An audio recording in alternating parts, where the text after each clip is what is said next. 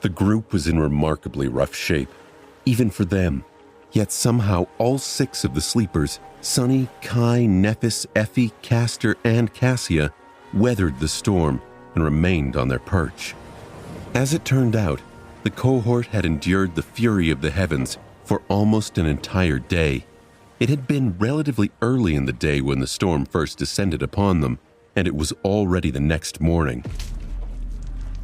The Colossus was steadily marching south, completely unshaken by his terrifying battle with the abyssal Leviathan. Sunny was growing more and more certain that the ancient statue, well brought to a semblance of life by some unknown power, was not truly sentient. The headless giant was more like an echo than a living thing, but then even echoes seemed to possess some remnants of a personality. At least his poor scavenger had one. Quiet Dancer often behaved like a prudish and cantankerous young woman too, no matter how strange it was to describe a flying rapier in that way. Not to mention the Stone Saint, the Echo Sunny had evolved into a shadow. She was stoic by nature, but still seemed much more alive than Sunny felt comfortable admitting. Compared to all of them, the Colossus seemed rather lifeless. Just what kind of a being was he? Sprawled on the ground, Sunny glanced sideways and observed the Stone Saint, who was standing indifferently at the edge of the platform. He wondered what this living statue thought of her strange colossal sibling. Was she in awe of him? Or didn't care one way or another? It was hard to tell. But then again, Sunny was not in the mood to think too much right now. He was mostly grateful to still draw breath. Sunny was thoroughly exhausted and hurting all over. Everyone was, really. Surviving the onslaught of 2 entire tribes of nightmare creatures, the storm, and an encounter with an actual horror of the depths was an incredible achievement. But such a bold adventure left the members of the cohort in a pathetic state. Each of them was either lying on the stone surface of the swaying platform or sitting with a lost look on their face. They were all wounded, tired, and wet. Even Kai had lost his usual luster, and that alone screamed of how rough this recent hardship had been on them, even when compared to the usual ruthless reality of the Forgotten Shore. At the end of the day, grim as they looked, they had survived. More than that, if Sunny wasn't wrong, the stone giant had already brought them more than 1,000 kilometers to the south, and by the evening, that number was going to double. A quick way to travel across the labyrinth indeed. In 2 days, they were going to traverse 10 times more ground than Sunny, Nephis, and Cassia had managed in 2 months of their bloody journey to the Dark City, and the trio had only been able to travel that much ground thanks to the desperate decision to travel by boat. All in all, riding on the Colossus was not bad, even if they had to endure a few hours of pure torture and a couple of near-death moments. Plus, the speed wasn't the only benefit that riding atop the ancient Colossus had brought them. With a subtly satisfied expression, Sunny listened to his body and smiled. Even without summoning the runes, he knew that he was once again at the same level as he had been before creating the Stone Saint, and even above it. But there was no harm in looking, right? As the shimmering runes appeared in the air in front of him, Sunny found the familiar cluster and blinked. Shadow fragments, 494 out of 1,000. The numbers Sunny saw left him utterly baffled. Although he knew that the battle against giant locusts and ghastly flowers brought him a bountiful harvest of fragments, he was still astonished to see just how many he had gained. In the short span of time, after Cassia had warned them about the coming storm and before the wall of darkness appeared on the horizon, Sunny managed to reap more than 100 shadow fragments. 132 to be exact. This was incredible, and frankly, well worth the hassle of the fight. Most of the fragments came from defeating the blood flowers. In a direct confrontation, Sunny would have never been able to kill that many, but yesterday, all he had to do was cause their host to plummet to the ground and let gravity do the rest. Between those he sent to their deaths by the Prowling Thorn and those he had cut down with the Midnight Shard, about 24 abominations had died by his hand, and another one by his blood. But Sunny didn't want to even think about that experience ever again. Each of the ghastly flowers was an awakened monster, bringing him 4 fragments per kill.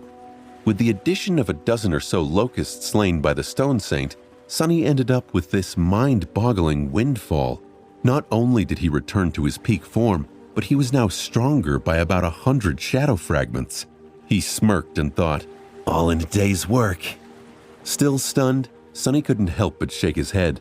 If this continued, he was going to come close to fully saturating his shadow core by the end of this expedition, which he reminded himself was one of the reasons he had joined it in the first place. Before today, his ambitious plans had been merely conjecture. In fact, at times it even seemed foolish. But now, that plan felt almost inevitable. By accumulating 1,000 fragments and saturating his core, Sunny was also going to learn yet another secret of his divine aspect. What exactly was going to happen once the runes showed shadow fragments, 1,000 out of 1,000? He was now almost halfway to finding out, and the good news didn't stop there. Sunny's eyes darted over to another section of runes. Memories, Silver Bell, Puppeteer's Shroud, Midnight Shard, Parrot Rock, Prowling Thorn, Endless Spring, Blood Blossom, and Dark Wing. The last 2 were new additions, glimmering above him in beautiful shining runes. He'd managed to snag 2 memories in just 1 combat. The only thing that slightly ruined his exhilaration was the fact that, recently, Sunny was having trouble finding memories that were actually useful to him. Of course, the Stone Saint had a ferocious appetite and could consume anything that he wasn't going to incorporate into his arsenal. But simply feeding his spoils to the Echo, while rewarding in a technical sense, was not as pleasant as acquiring a new powerful tool. With a sense of cautious anticipation, Sunny concentrated on the new memories. He bit his lip. Well, let's take a look. Maybe it's something useful after all. He hoped that at least one of these new memories would be something he could use. He felt like after nearly dying, he'd earned that much. But the only way to know for sure was to dive into their descriptions. The cohort was recuperating atop the Headless Giant as the living statue marched through the murky depths of the Cursed Sea. The momentary respite provided him with the perfect opportunity to check up on his 2 new memories. Sunny rubbed his hands together. Let's see what my shadow brought me. Sunny stared at the runes and decided to read up on the Darkwing first. Memory, Darkwing. Memory rank, Awakened. Memory tier, 1. Memory type, Garment. Sunny frowned. He was pretty satisfied with the Puppeteer's Shroud, as far as armor went, but there was still a chance this could be stronger. Memory description. This cloak is as light as a dragonfly's wing, and as durable. Sunny stared at the description, his eyes twitching. He thought angrily, a cloak? Another damn cloak? And what does the spell mean as durable as a bug's wing? Those aren't durable at all. Taking a deep breath, he calmed himself down. He figured this damned cloak might at least have a cool or useful enchantment, and he returned his attention to the runes. Memory enchantments. Glide. Enchantment description. Allows one to levitate slightly above the ground and slowly move in any direction, or glide down softly from any height. Sunny scowled slightly, trying to determine whether that memory could be useful. Kai's power of flight had saved them more than once, but glide wasn't nearly as powerful. Sunny dove into the Sea of Soul to get a closer look. Sunny summoned the sphere of light containing the Darkwing to take a look at its spell weave. Sunny had learned that the descriptions provided by the spell were not always very informative. It was better to study the thing himself. At first glance, the ability to fly was nothing short of incredible. Amazing, even. Sunny had heard that there were memories that gave their owners literal wings, but never expected to encounter one before becoming an awakened, or even a master. However, the usefulness differed from case to case. There were questions of height, speed, and control. No memory could have given someone the ability to fly as fast and as unrestrained as Kai could, but some came close. However, as far as flying memories went, Darkwing turned out to be of the lowest standard.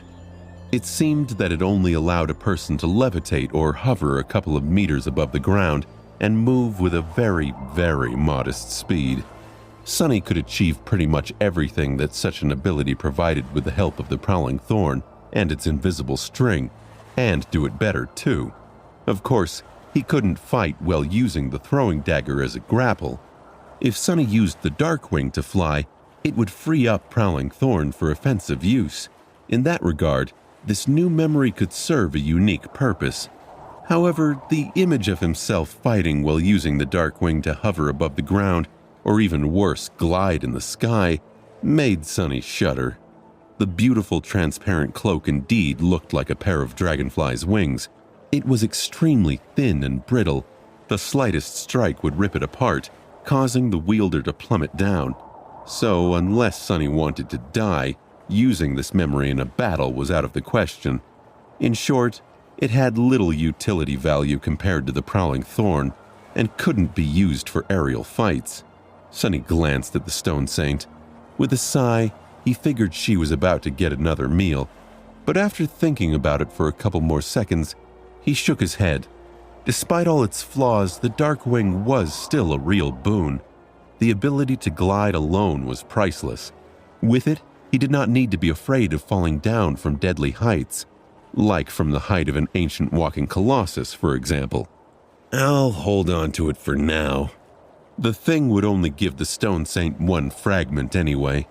Sunny exited the Sea of Soul, bringing his mind back to the physical world.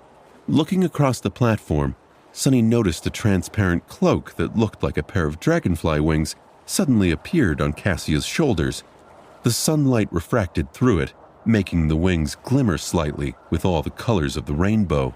With an expression of wonder on her face, the blind girl made the wings move. A moment later, they disappeared into a blur, and Cassia suddenly hovered a few centimeters above the ground. She giggled. So, the quiet dancer had earned Cassia the same memory his echo had earned him. This was good. While the weak levitation ability was mostly useless to Sunny, to the blind girl, it would be of tremendous help. The terrain of the Forgotten Shore was often uneven and treacherous, so being able to float above it was a true gift for someone who could not see. Sunny smiled softly and looked away. It was nice to see Cassia laugh. He remembered her sunny disposition and all the cold nights it had seen them through. He was glad she held on to it so fiercely. A moment later, his expression darkened. Closing his eyes, Sunny sighed heavily and turned his attention to the second memory he had gotten.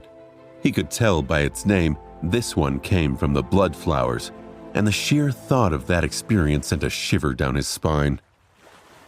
Sunny cast his eyes up to the runes. Memory, Blood Blossom. Memory rank, Awakened. Memory tier, 2. Memory type, Charm. Sunny's heart skipped a bit. Charms were a rare type of memories that took the form of a small accessory, most often an amulet or a talisman. Unlike weapons, armor, and tools, they obviously had no practical value. However, charms made up for it by possessing unique and powerful enchantments. Among the Elite Awakened, these were the memories everyone hunted for the most, and now he got one. Sunny felt his heart speed up. He chanted in his mind, "Please be good, please be good." Memory description. No matter how much blood was spilled, her hunger only grew. Sunny blinked. The description wasn't particularly informative, but it was creepy. He hoped the enchantment was less coy. Memory enchantments. Flower of Evil. Enchantment description. This beautiful charm imbues all memories and echoes of its wielder. As Sunny read the description, the rune suddenly changed right before his eyes. After a moment, a new one appeared between them. This beautiful charm imbues all memories, echoes, and shadows of its wielder with an unquenching thirst for blood. They receive an overall enhancement when used against a bleeding foe, and grow more powerful the more their prey bleeds. Not even paying attention to the way the spell changed the runes on the fly, Sunny froze. He had just acquired an aura enchantment. Aura enchantments were an extremely rare thing. Unlike the usual enchantments, they affected not only the wielder, but everything that fit their target criteria in a certain radius. No need to mention how precious such things were, and Sunny didn't just get an aura charm, but also one that provided a comprehensive augmentation to the power of all his memories, echoes, and shadows as long as his enemy bled. And the more they bled, the stronger that augmentation would grow.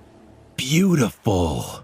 Sunny was so stunned that he accidentally whispered that word out loud.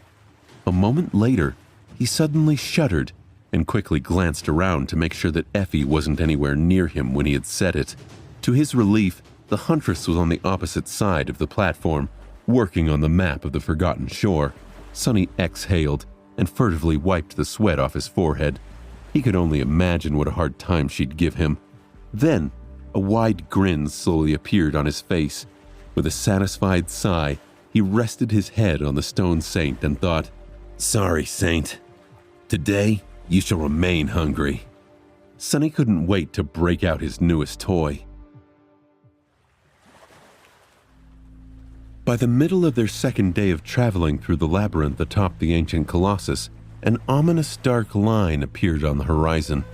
With every minute, it slowly grew closer. Pretty soon, Sunny was able to tell that they were headed toward a vast mountain chain. The mountains seemed to serve as a border between the Forgotten Shore and the rest of the Dream Realm. They were tall and jagged, piercing the skies like the fangs of a giant dragon.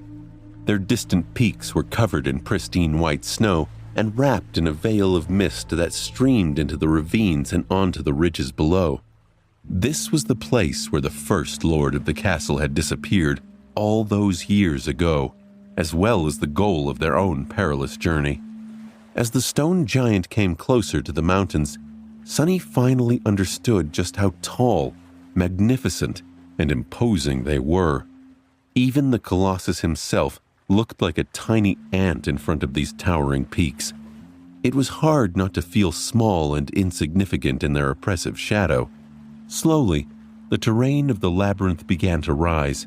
The mounds of coral grew smaller, and the distance between them increased, until finally, there were as much black soil and stone outcroppings visible beneath as there were islands of vivid crimson. Finally, the blades of coral became scarce. It was as though the labyrinth was reluctant to approach the foothills of the Misty Mountains, or simply unable to. As the gargantuan statue approached the border of the Crimson Forest, its steps slowed. The Colossus seemed to be struggling to move any further.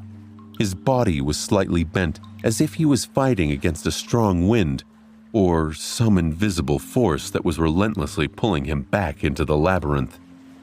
Even his prodigious might was not enough to defeat the pull of the ancient curse. Finally, the stone giant staggered and stopped.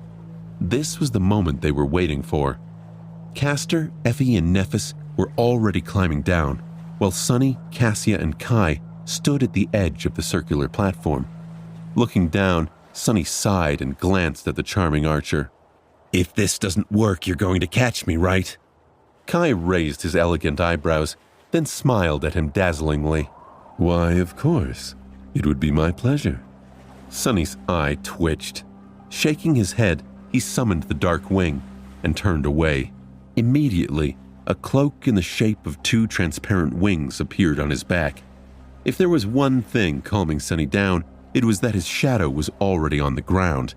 He had sent it down in advance to scout out the landing zone and make sure that nothing was waiting for the members of the cohort below. The stone saint was now standing there, looking like a tiny black dot from the height of the ancient statue's neck. Sunny swallowed. "No sense in prolonging this." Gritting his teeth, Sunny commanded the Dark Wing to raise him above the ground and stepped into emptiness.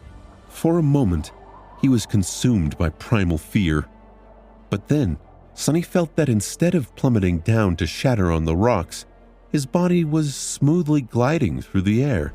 He was still losing altitude, but at a safe and pleasant pace.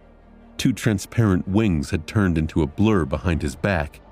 Actually, this feeling was exhilarating. Trying to keep a wide smile from appearing on his face, Sonny reminded himself how brittle his wings were and tried to control the direction of his descent. All it took was a slight shift of his posture and a mental command to the dark wing. Soon, Sonny was gliding down in a wide spiral, enjoying the feeling of wind whistling in his ears. He thought, "It's a shame that others can't experience this." Initially, he was planning to take Effie on the ride of her life, with Kai and Cassia carrying the other two members of the cohort. Reaching the ground would have been really easy. However, after a little bit of experimentation, the group found out that memories left behind by the terrible locusts couldn't carry too much weight. Even supporting Sonny himself was already close to the Dark Wing's limit, so he got to enjoy this pleasant feeling of weightlessness all by himself. After a few minutes of smooth gliding, Sonny softly landed near the Stone Saint and looked up. Kai and Cassia were right behind him. Slightly above them, the other three members of the team used the golden rope to scale down the side of the Colossus. They were already on their knees. Sonny silently told himself, "This memory might be better than I gave it credit for. Still not usable in battle, but very handy nevertheless." Soon, Sonny, Cassia, and Kai touched down. The group was reunited in the shadow of the ancient statue. As if the statue had been waiting for them, it trembled. Slowly, it turned around and took a giant step.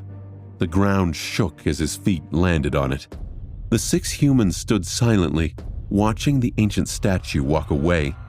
It was heading east, moving parallel to the impregnable wall of the Draconian Mountains.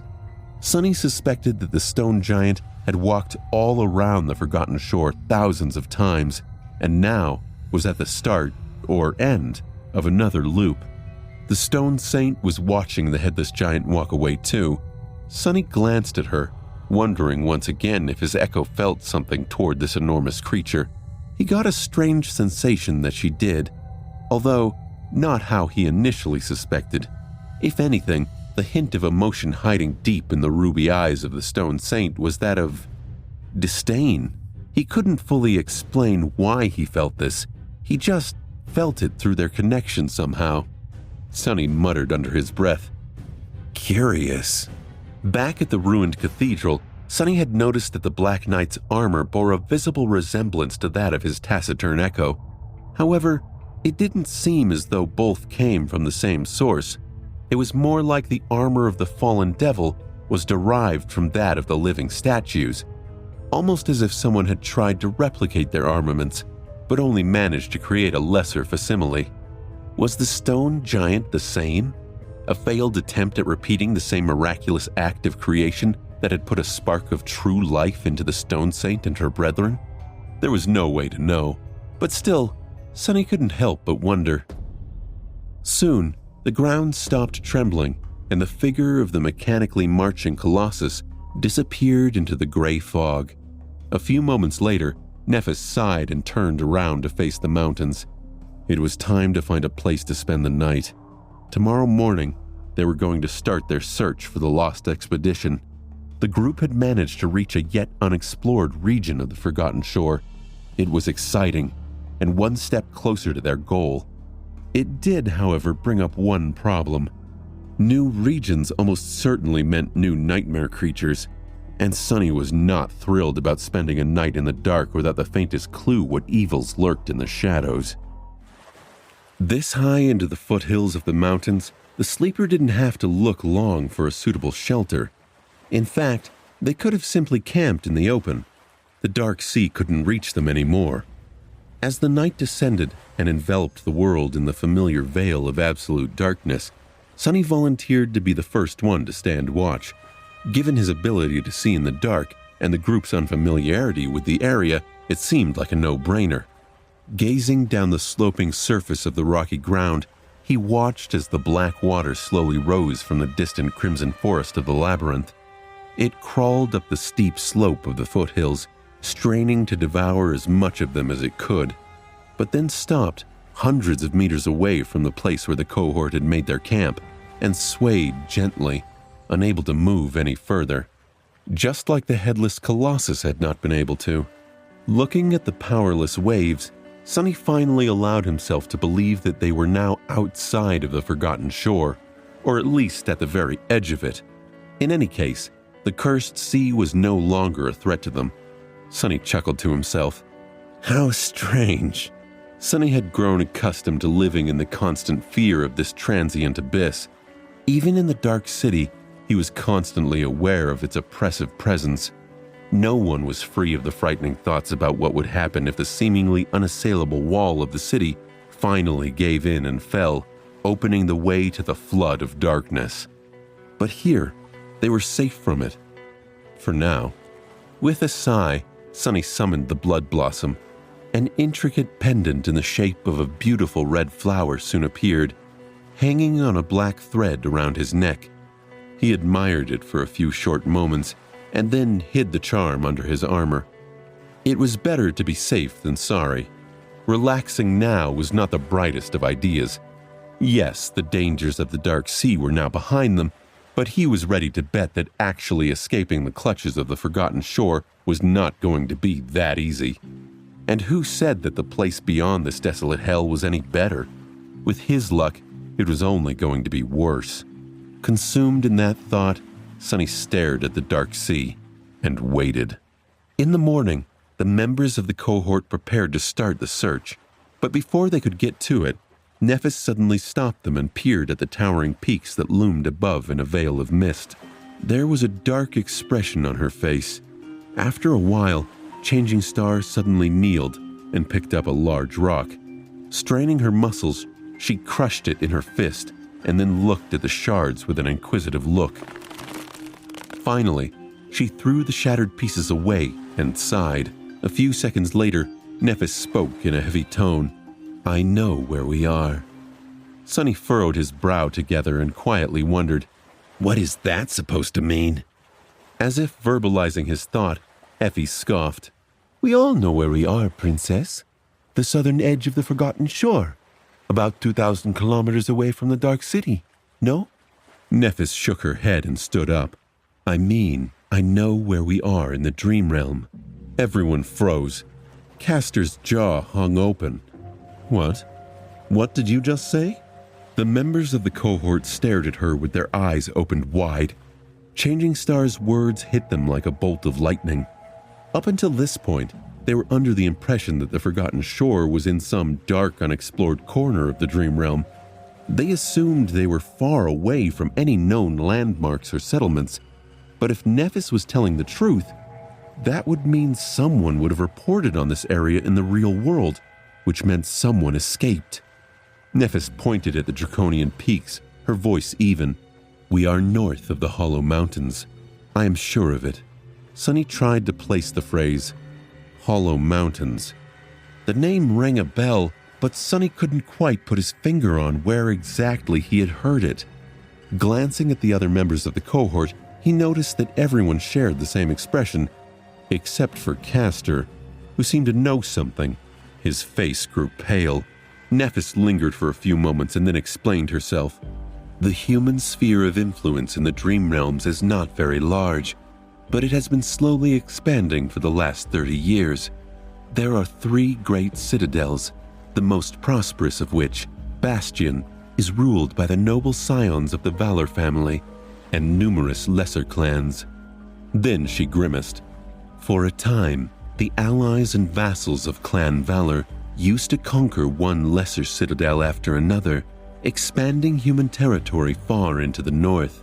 But then, their expansion in that direction stalled, because they encountered the Hollow Mountains. The more Nephis spoke, the more Sunny began to remember. He was relatively certain Julius had taught him something about this in the Awakened Academy. If memory served, the northern border of the human territory is a wild place. Sunny frowned. Are these Hollow Mountains very dangerous? Changing Star gritted her teeth. As dangerous as it gets. Actually, beyond that, the mountain chain stretches for thousands of kilometers, forming a whole region of its own. It is marked as a death zone. Even saints don't come back from there alive. Sunny shivered. Death zones were regions of the dream realm populated by nightmare creatures of the three highest ranks: great, cursed, and unholy. Since no human had survived the fourth nightmare yet, facing even the weakest of them was a death sentence to anyone below the saint rank, and even saints had only a slight chance of prevailing against a great creature, let alone a cursed one. Somehow, Sonny managed to become one of the few people alive to slay a great devil, but he had only survived that encounter by pure luck. If not for his weird trait of possessing a shadow core instead of a soul core, the unborn spawn of the vile thieving bird would have stolen his life force and killed him on the spot. And if Nephis was right, the Hollow Mountains were populated by many creatures of that caliber, and higher. Sonny sighed. "So, what you're telling us is that this place is even worse than the Forgotten Shore?" Without having to say anything, Nephis simply nodded. He smiled. Figures. He had been right after all. Escaping the Forgotten Shore was simply impossible. The only way out lay in the cursed Crimson Spire. That was where they were headed, whether he wanted to or not.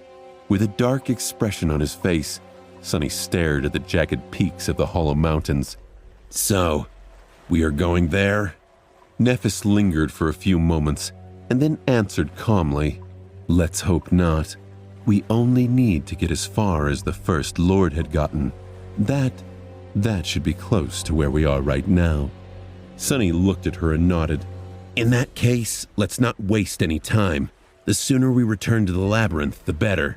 Sonny never thought he'd be impatient to return to that damned hellhole, but this entire place creeped him out. If he could help it, he wouldn't spend another second here. Unfortunately, he didn't have a choice.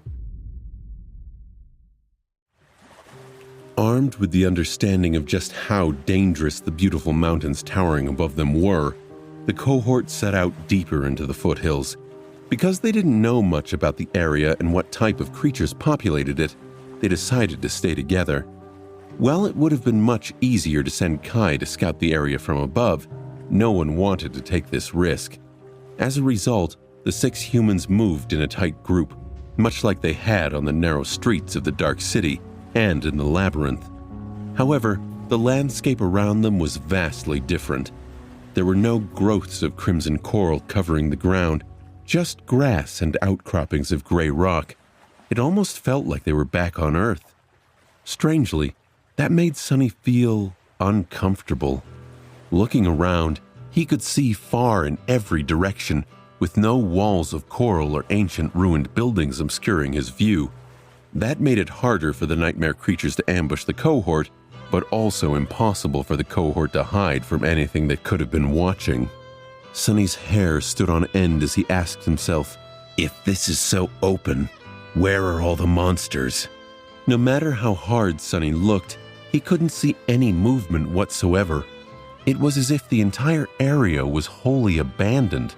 They were surrounded by an eerie silence, which was broken only when a member of the cohort spoke or made a sound.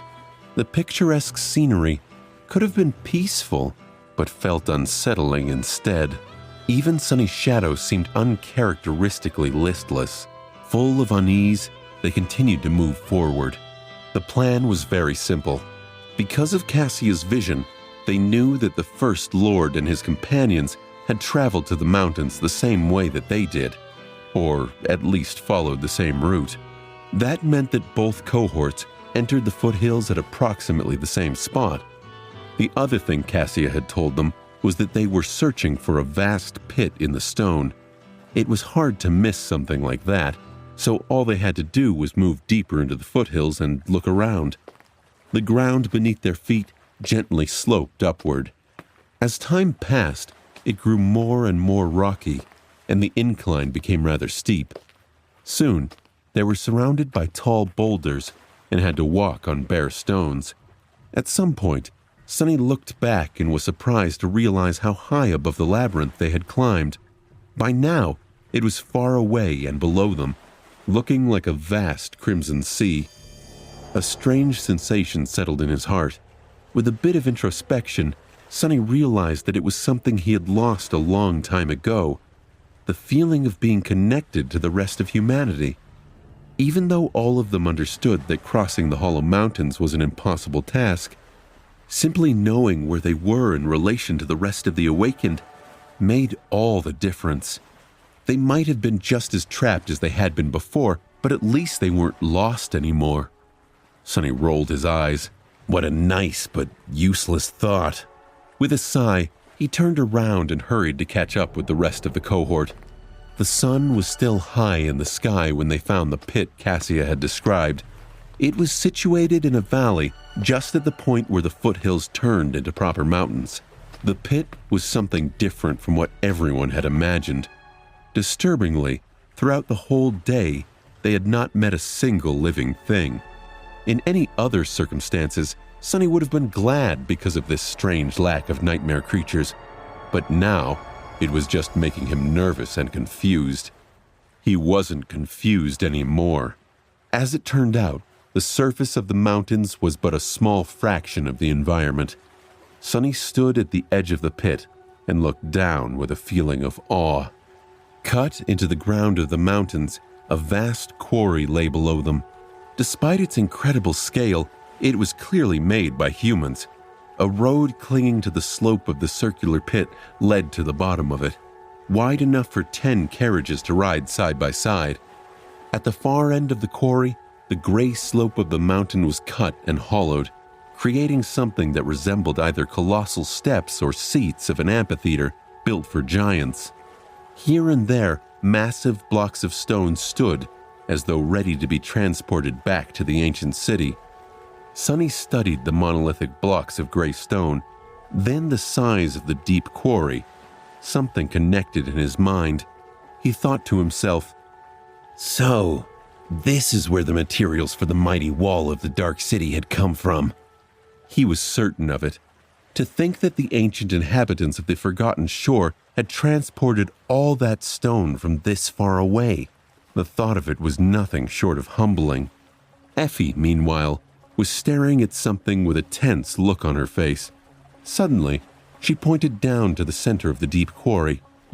"Down there, look." Following her gaze, Sonny strained his eyes. For a couple of moments, he couldn't understand what the huntress was talking about, but then his heart skipped a bit. At the bottom of the quarry, there was a giant nightmare creature.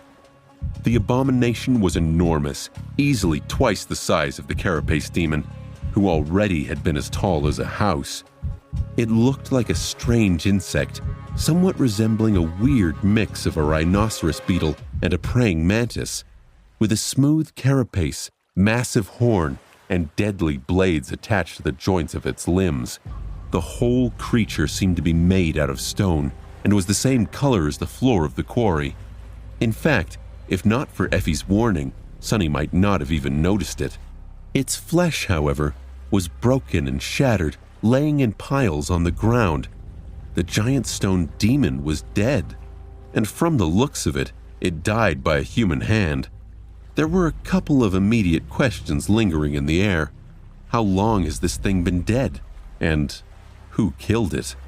If it was slain by the First Lord of Bright Castle, there was a decent chance his missing artifact was somewhere in the cavern. Sonny turned to Nephis and hesitated for a moment. "What do you think? Those are sword cuts, aren't they?" Changing Star was silent for a bit, and then said in a dark tone, "It's hard to tell. We'll need to get closer to take a proper look." Sonny didn't like that response one bit. Sure, inspecting a corpse seemed straightforward enough, but Sonny had learned by now that some of the deadliest nightmare creatures were small and hidden. He remembered the blood flowers, which could murder with a few spores, and the leech, which would have sucked his blood dry if not for his bloodweave aspect. If it had been so difficult for Sonny to spot the gargantuan bug, it begged the question of how many smaller, more agile beings were camouflaged down there. Descending into this tunnel was asking to be attacked. Sonny looked across at Nephis. She already had the golden rope in her hands. She tied one end around her waist. Shit, the cohort was going down into the cave. Nephis had decided, and there was no arguing with her. Ready for the worst, the cohort summoned their weapons and slowly moved down the wide road that led to the bottom of the quarry. From reaching the foothills of the Hollow Mountains till now, they had not met a single nightmare creature, but that was not a reason to lower their guard. Walking on the ancient path, all of them couldn't help but steal glances at the corpse of the giant stone demon, as though expecting it to come back to life and attack them at any moment. If living on the Forgotten Shore had taught him anything, it was to always expect the worst. After a few moments of tense silence, Effie spoke. "See those deep fractures on the floor of the quarry? I think that this thing had burrowed from below, so watch your step." Remembering his encounter with the rolling stone, Sonny looked down with a sour expression. That clumsy creature was far more funny than dangerous, but only because its teeth were vastly outclassed by the puppeteer's shroud. If something with more bite were to ambush them from below, who knew what was going to happen? With a simple thought, Sonny summoned the Stone Saint and ordered her to keep close. The taciturn monster stared at the tall peaks of the Hollow Mountains for a few moments, as though subtly affected by the sight of them. Then, she lowered her head and silently followed his command. After a tense and exhausting half an hour of descending into the deep pit, the cohort finally got close to the remains of the giant stone insect. Cautiously, stopping a few dozen meters away from it, they hesitated, not sure how to proceed. Finally, Nephis sighed and walked forward, approaching the shattered body of the dead demon. If that was what it had been, or was. As their leader came close enough to the carcass to touch it with her hand, all of them held their breaths. A few seconds went by, then a few more. Nothing jumped at Changing Star from below the stones. The giant creature had not moved, nor had it shown any signs of coming back to life. The demon just lay there, its body shattered and broken, terrifying even in death. And it indeed was truly dead. Glancing at the indifferent saint, Sonny let out a sigh of relief. Even though he was prepared for a tough battle, he hoped that this time they would be able to avoid it. The members of the cohort had yet to fully recover from the harrowing journey atop the walking colossus, so they weren't in the best of shapes.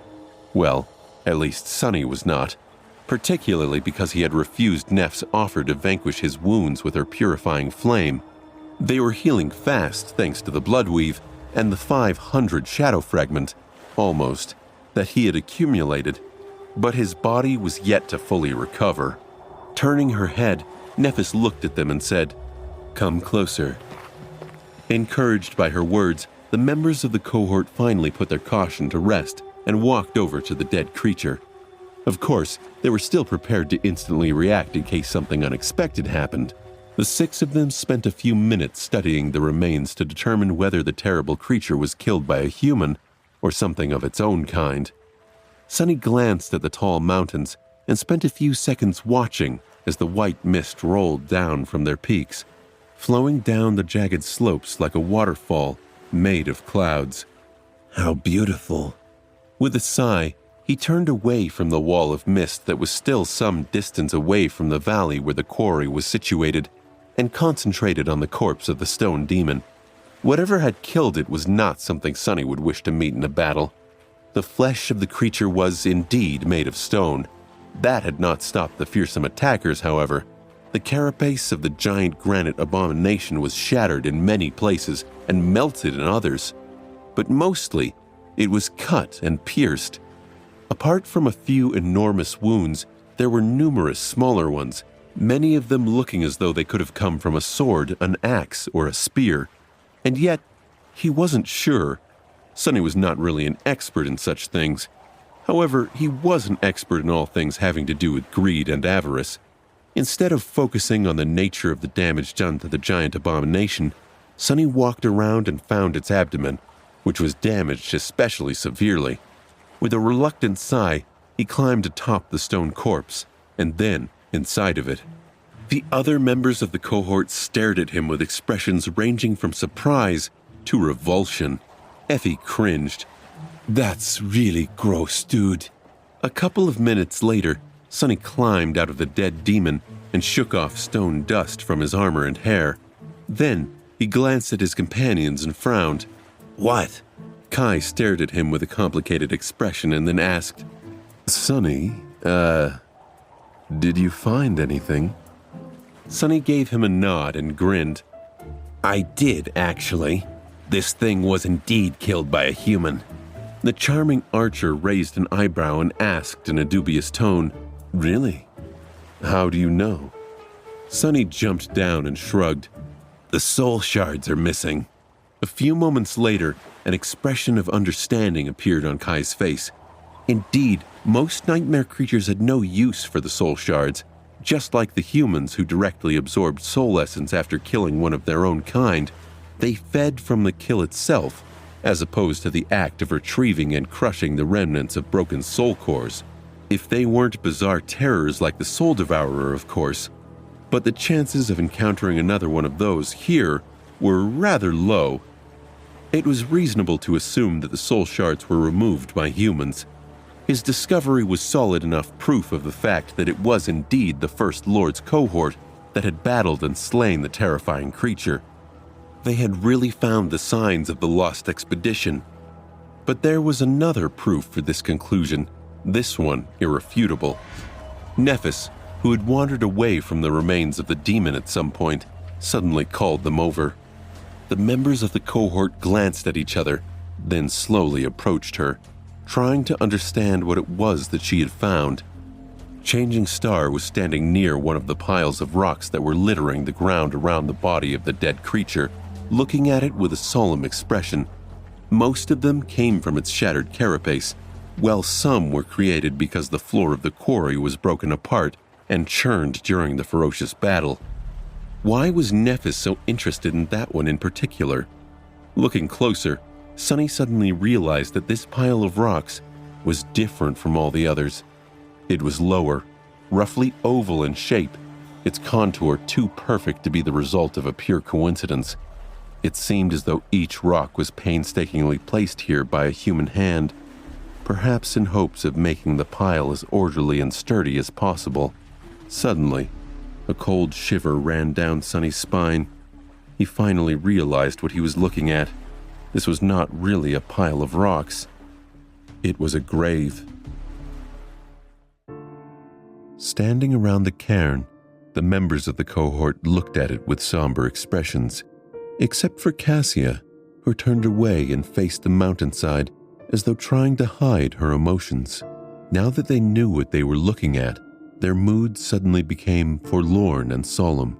People stranded on the forgotten shore were well acquainted with death and tragedy, but finding this lonely grave so far away from any place where another human could find it, lost under the alien gray sky of the dream realm, was still a poignant revelation. None of them had ever met the dreamers of the first cohort, but after living in the shadow of their legendary achievements and hearing stories of their deeds for so long, it felt as though this grave belonged to one of their own. Because of how bleak and tense the reality of the Bright Castle was, it was easy to forget that in this cursed world, all of them were fellow humans. But in front of the quiet grave, the truth was stark and cutting. It was them alone against the endless tide of nightmare creatures, and every human life lost diminished them all. Sonny sighed and noticed that there were words carved into one of the stones placed on top of the cairn. It took him a while to make sense of the inscription because it wasn't written with the runes he had grown accustomed to. Instead, it was written in simple letters of the human language, which looked strange and alien in this forsaken land. Cut into the stone by unknown means, a single sentence was left behind on the otherwise unmarked grave. Her nightmare is over. With a heavy heart, Sonny silently repeated it several times. It was strange how much meaning could be expressed with so few words. They echoed in his mind and lingered there, leaving a deep and mournful mark. Sonny softly muttered, "Rest in peace, whoever you are. I hope that your dreams are sweet and serene now." With that, he turned away and gritted his teeth. When would their own nightmares be over? The other members of the cohort were slowly coming back from their sudden reverie. Kai sighed and looked at Changing Star, his face full of sadness. I guess this is what we've been looking for. The First Lord and his expedition definitely passed this way. But what now? Nephis threw a last glance at the grave and turned to face the charming archer. There should be an entrance to an old mine somewhere nearby. From what Cassia has seen, this is where they went. Sunny frowned. Something in what she said made him uneasy. But why?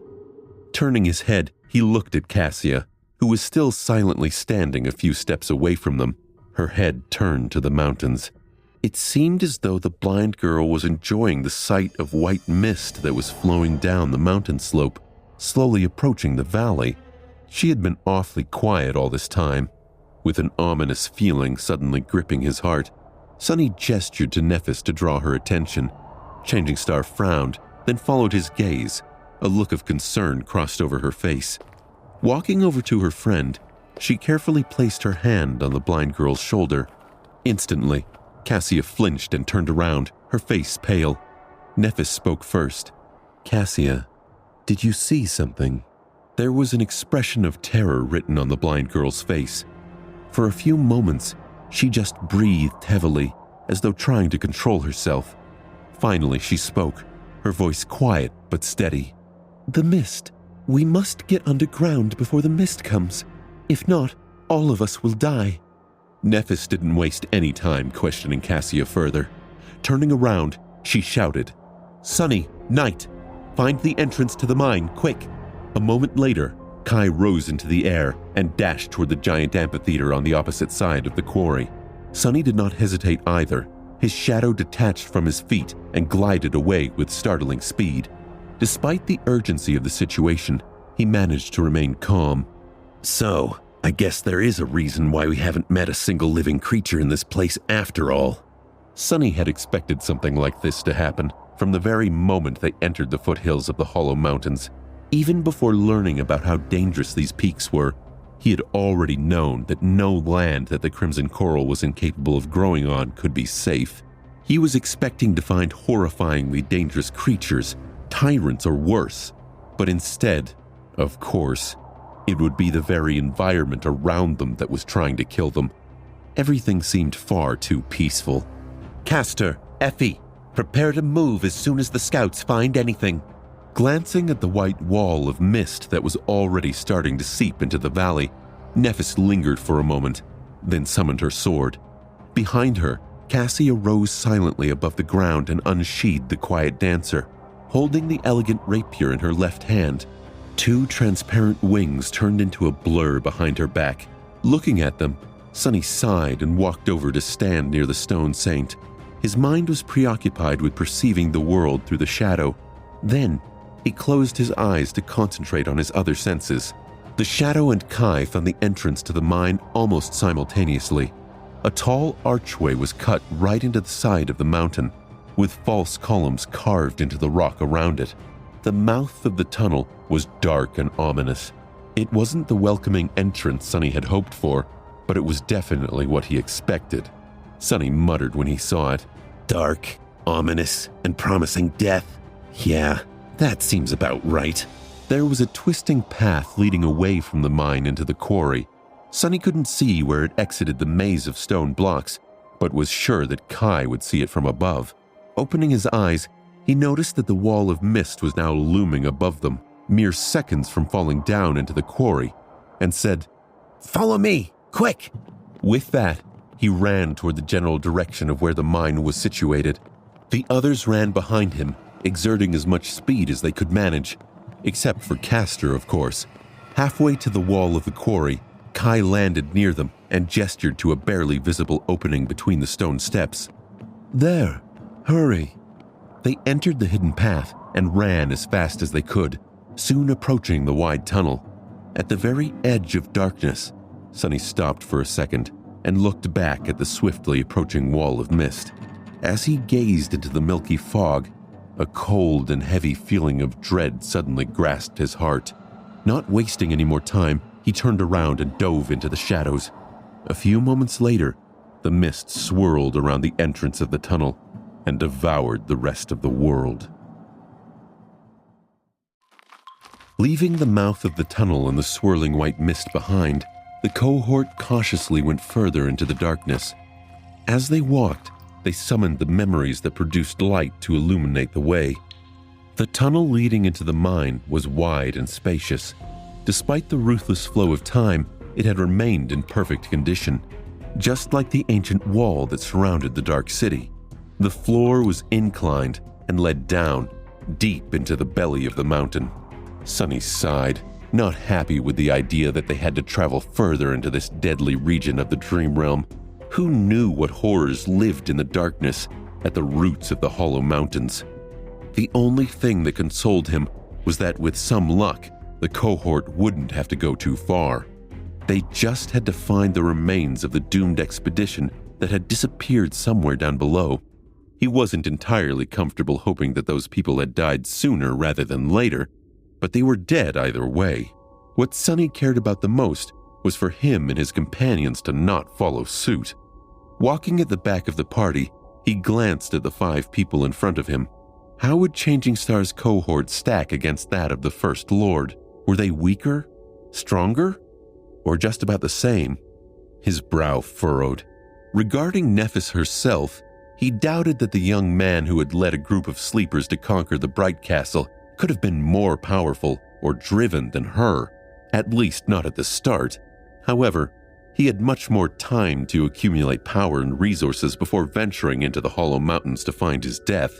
15 years ago, when he had entered the Dream Realm and got stranded on the Forgotten Shore, things were much different from now. The Immortal Flame clan was yet to fall, for one. In fact, it was not long after Broken Sword, Nephis's father, had become the first human to conquer the third nightmare and achieve the rank of saint. Would the world be different if the First Lord managed to find the way out and return to reality? Yes, most likely. If the era of the nightmare spell had shown anything to humanity, it was that history was often changed by individuals, as opposed to events and invisible currents.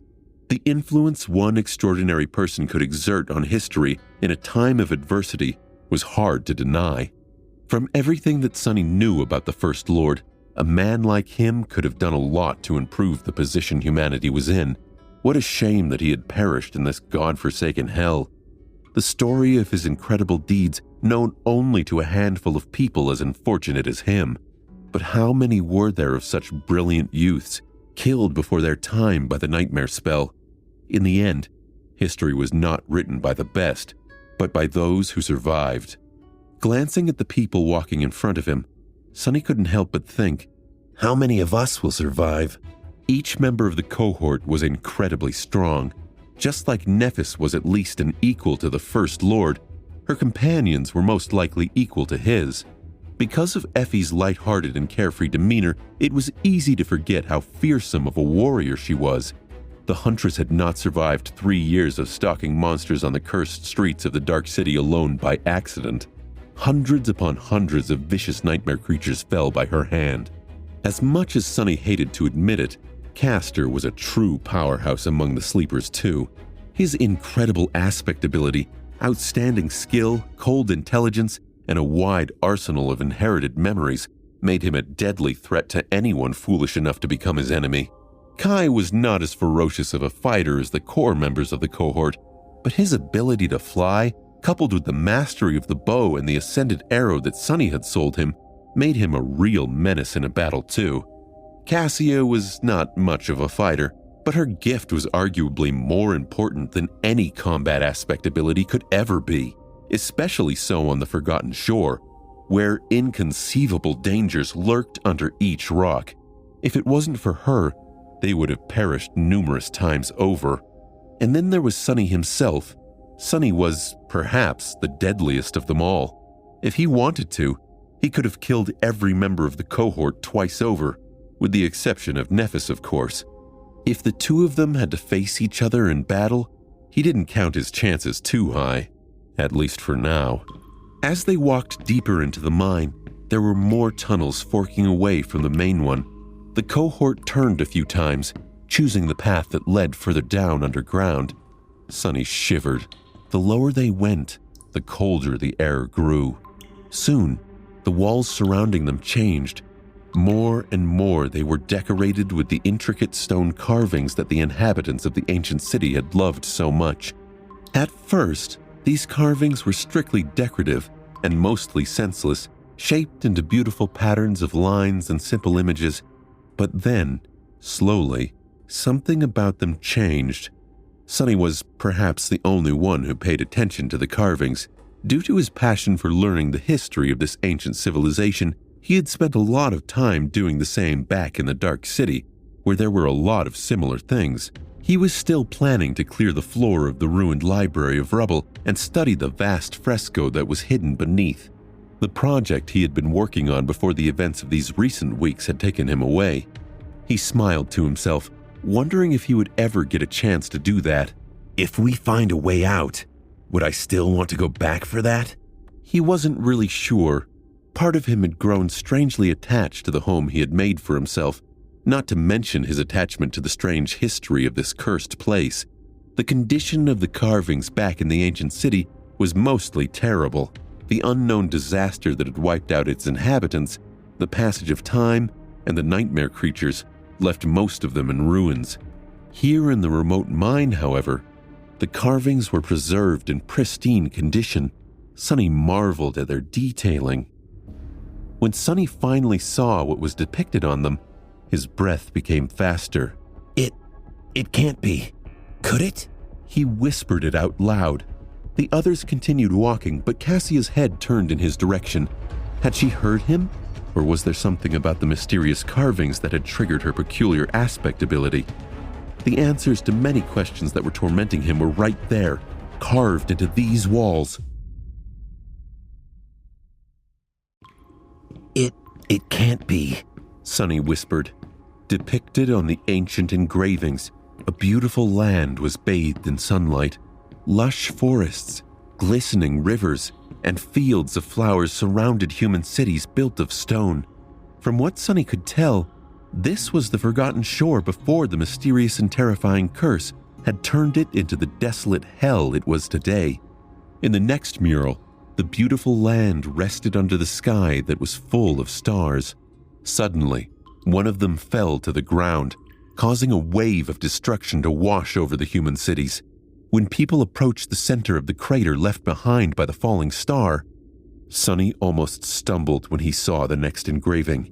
In it, a naked human figure was standing at the bottom of the crater, wreathed in light. The inhabitants of the stone cities were surrounding the radiant figure, dressed in archaic garments and armor. The figure seemed beautiful and pure, as though untouched by the imperfections of the mundane world. What made Sonny lose his composure was not its beauty and not how eerily familiar the soft radiance emanated by its skin was, but its face. On it, 3 eyes were burning with pure incandescent light. 2 were just like that of a human, with the third one situated above the other ones, right in the middle of the creature's forehead. Just like that of the terrible skull that the walking colossus had shattered with his stone hammer in the middle of a raging storm. Sonny was so engrossed in the carvings, the whole rest of the world had dropped away. His brows furrowed. What does it mean? What is this thing? To his dismay, the next engraving was heavily damaged. He couldn't discern anything of what was depicted on it. However, the one after that was in almost perfect condition. On it, the radiant figure was kneeling on the ground, its chest pierced by the spear of the tallest human among the inhabitants of the beautiful land. What flowed from the terrible wound, however, was not blood, but an endless flood of pure darkness. Why did they attack him? What happened? Left without an answer, Sonny walked forward and soon reached the next mural. He saw darkness, devouring the humans gathered around the fatally wounded creature, and spread. Soon, it devoured the crater left by the fallen star, too, and then it devoured the entire world. The curse of all-consuming darkness, he whispered. Finally, Sonny got a glimpse at the origin of the terrible disaster that had destroyed this land and turned it into a hellish nightmare. Although the details of it were still unclear, one of the mysteries he had been trying to solve now had an answer. But the story told by the engravings was not yet over. Walking further into the ancient mine, Sonny learned of what had happened next. As the darkness spread across the world, it reached the skies. The stars were either devoured by it or fell down, turning the night sky into a terrible, lightless abyss, the starless void. The sun never rose above the cursed land again, leaving humans trembling in the cold. Soon, horrifying creatures came from the darkness to devour them. The best and the brightest of the ancient civilization took arms to defend their cities, and for a while, they were able to resist the tide of monsters. But then, humans themselves started to turn into abominable horrors. At that point, Sonny felt a cold shiver running down his spine and couldn't help but tremble, not because he was affected by the tragic disaster that had befallen these ancient people, but because it all seemed so terrifyingly familiar. The details might not have been the same, but the end result was eerily similar to what was happening in the real world right now.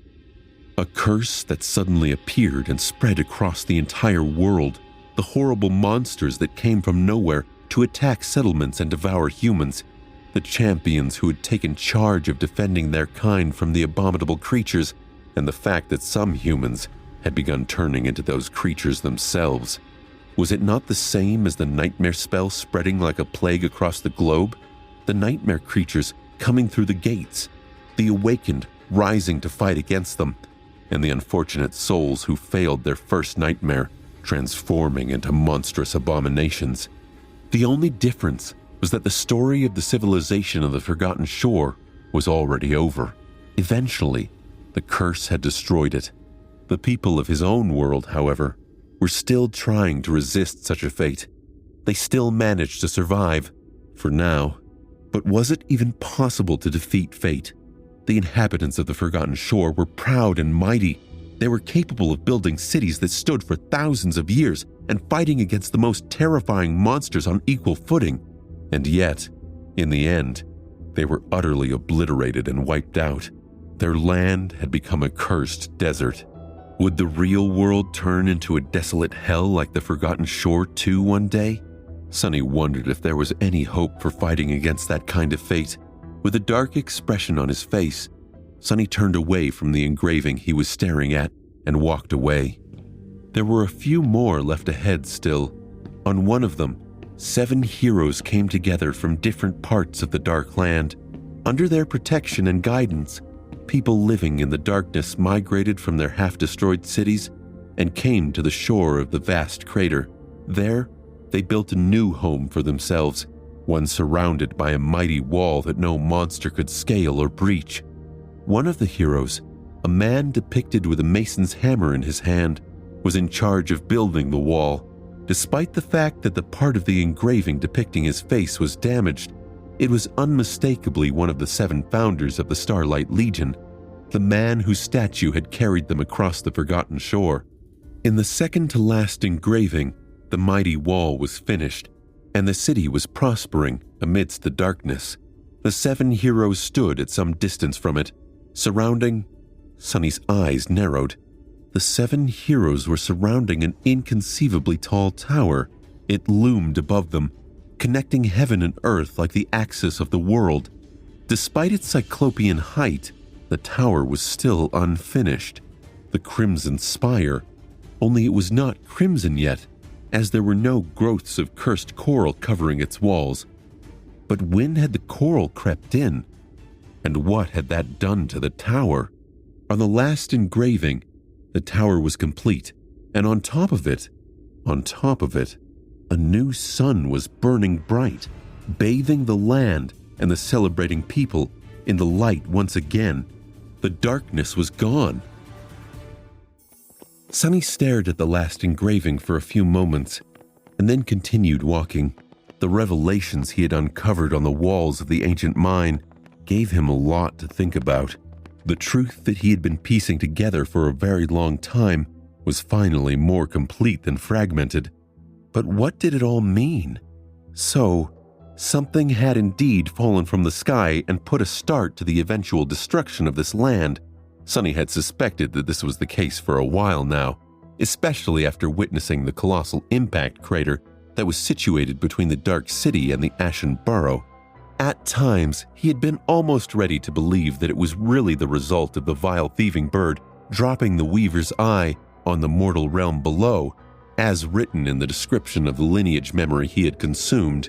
The thieving bird had gone mad after looking at the reflection of the unknown, which was apparently forever frozen in the depths of Weaver's pupil. The madness and corruption that reigned over the Forgotten Shore were similar enough for him to draw a parallel. However, now he knew that it had been an actual being that had fallen from the skies, wreathed in light and flame, a beautiful figure that emanated brilliant radiance and had 3 eyes on its terrible, perfect face. Sonny didn't know what led the ancient humans to attack it, but they had killed the creature, perhaps managing such a feat only because it was already weakened by its fall from the heavens and the events that had sent it plummeting down. But by doing so, they had unleashed the flood of darkness and caused the destruction of their land. Sonny was under the impression that the annihilation of the ancient civilization had been instantaneous, but as it turns out, humans had continued to fight against the curse for a long time, generations even. That's why the founders of the Starlight Legion were described as being born in the all-consuming darkness. He didn't know whether the monsters that came to feast on the human flesh had been contained within the body of the fallen being along with the ocean of darkness, or whether they were all humans, corrupted by the curse, with those present at the moment of the creature's death becoming the most terrifying ones. What he did know, however, was that the Starlight Legion had managed to push the monsters back and build an impregnable fortress for the humans under their protection. That fortress would later become the Dark City. And then the founders of the Legion had achieved something even more inconceivable. They had built the Cyclopean Spire and somehow used it to create an artificial star. Yes, the sun shining above the Forgotten Shore was not real. It was, in fact, a human creation. Sonny shook his head and wondered at the thought. Speak about ambition. It was hard not to feel awe after learning that those 7 madmen had actually managed to create a sun. They had made a defiant oath to return light to the cursed land and had gone about it with terrifying resolve and sincerity. The story depicted in the ancient engravings ended with a celebration. The forces of good had vanquished the curse of darkness and brought a new era of light and prosperity to the inhabitants of the ancient city. However, that was not where history ended. Something happened between then and now that caused the obliteration of the ancient civilization, the corruption of the spire, and the appearance of the Crimson Labyrinth. But what? That was a mystery for another day. Perhaps he would be able to find the answer to it back in the Dark City. What Sonny did note, however, was the difference between the dark reality shown in the engravings and the state the Forgotten Shore was in now.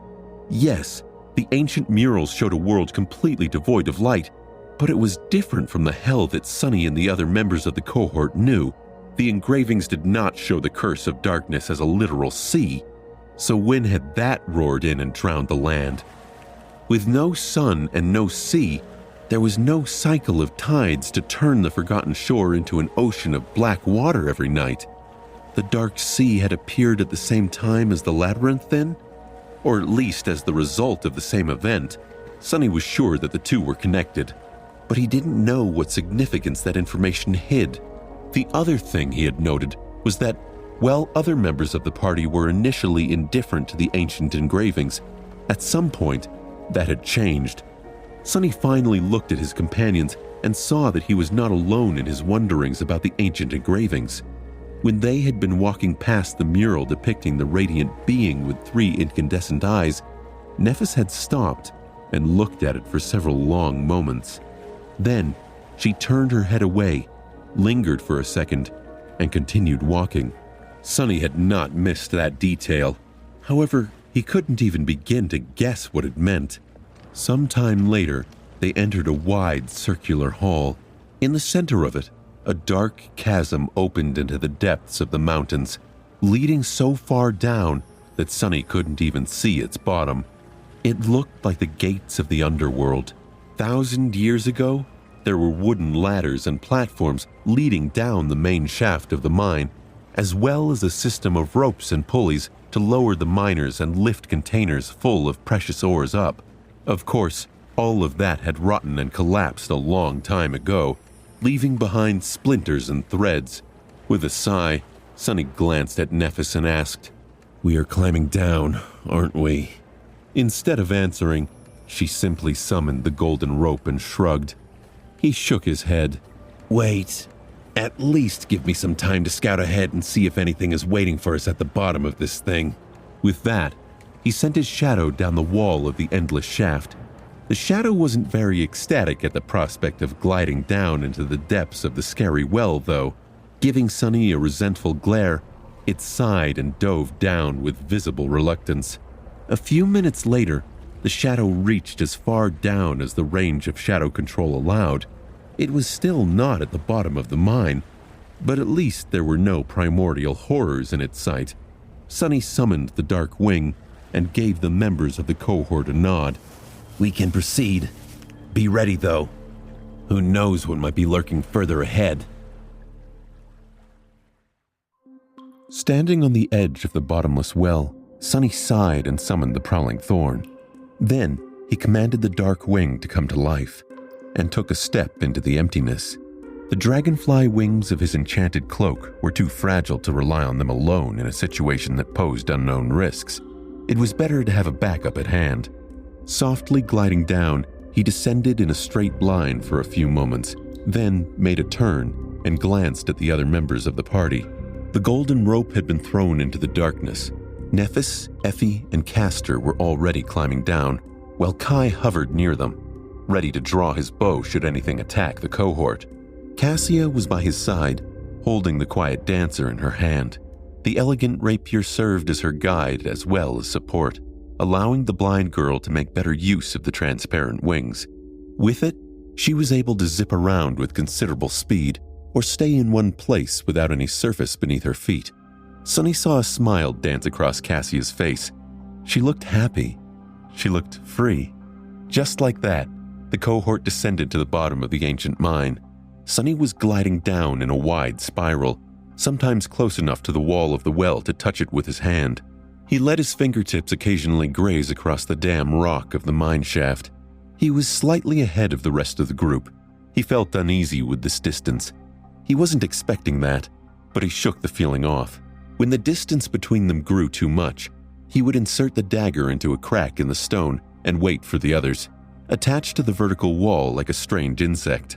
His shadow moved further and further down, exploring the darkness below. Despite the tension that permeated the air, in the end, nothing had attacked the group of descending humans. They discovered the reason for this unexpected respite at the bottom of the mine. Sonny was the first one to land on solid ground, with other members of the cohort still a few dozen meters away. For some time, he was left in complete darkness. As soon as he took a step, something crunched under his foot. Looking down, Sonny saw a piece of pale bone. He shuddered. Someone died down here. It could be a piece of the original hunting party. He wasn't sure if he hoped it would or not. The sooner they found the place of their demise, the sooner they could turn back. A few meters away from him, the remains of a giant skeletal creature lay broken on the ground. It resembled a snake, with hundreds of tiny claws growing from its belly and a terrifying round maw. Glancing up, he judged that the length of the dead abomination was enough to coil around the whole shaft of the mine at least several times over. While Sonny was thinking, the other members of the cohort approached the ground. The light of their lantern memories fell on him, then shone further, revealing the remains of the colossal bone worm. Exposed by this light, a nimble shadow glided on the stone and attached itself to Sonny's feet. Nephis was the first one to jump down. Glancing at the repulsive nightmare creature, she outstretched one hand and asked, "Sonny." He shook his head. "It's dead. Nothing is moving out here." Soon, all of them were on the ground, gathering around the giant worm. Everyone had the same thought. Fighting that thing on the vertical wall of the well would have been a true nightmare. Sonny didn't know how the members of the Lost Expedition had managed to defeat the terrifying creature, but was thankful to them. He would not have wanted to test the durability of the Darkwing if that thing suddenly lunged at him from the dark. There was a disturbing question now in his mind, however. If the cohort of the First Lord was strong and capable enough to slay the stone abomination that used to guard the quarry and the worm that lived in the well of the mine, then what kind of horror had killed them all in the end?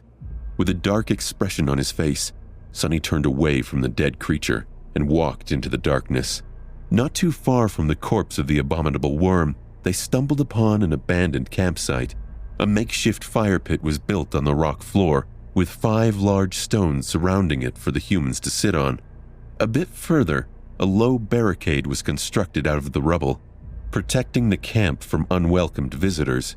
The Lost Expedition had been here. Since they had been walking, climbing, and running for the better half of the day, the cohort decided to settle for the night and continue the search tomorrow. Soon, the orange glow of a bonfire chased away the darkness. It was a bit strange to relax and cook food in the same place where the First Lord and his companions had rested and prepared theirs all those years ago.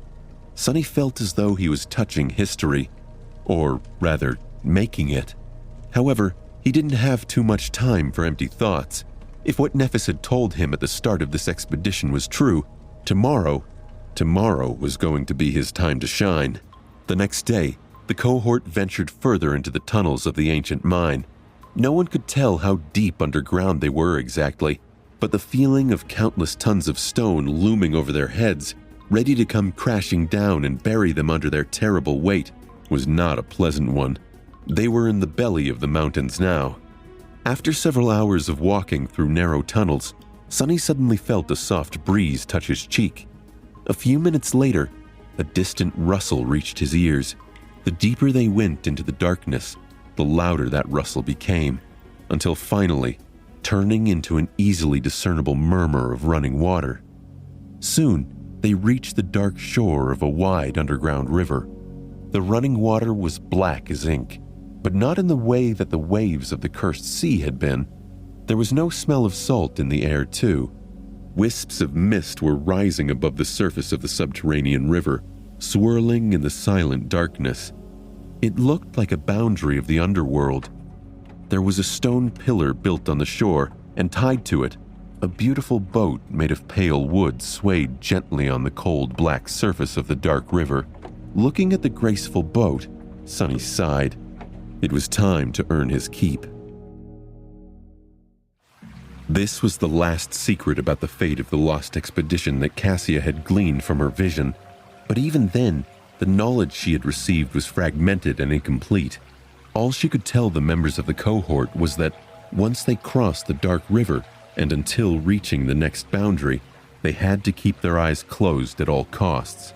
No matter what happened, no living thing could see what lay beyond these cold waters and remain whole. At least that was what she told them. Cassia didn't really know what would happen if someone failed to follow that rule, but said that she had never felt more terror than in the short moment. That terror was all-consuming. It was in that short moment, before the vision showing her the fate of the Lost Expedition had shattered and everything had grown dark. This was telling a lot, considering what kinds of horrors the blind girl saw in her vision routinely. In any case, this was where Sonny came in.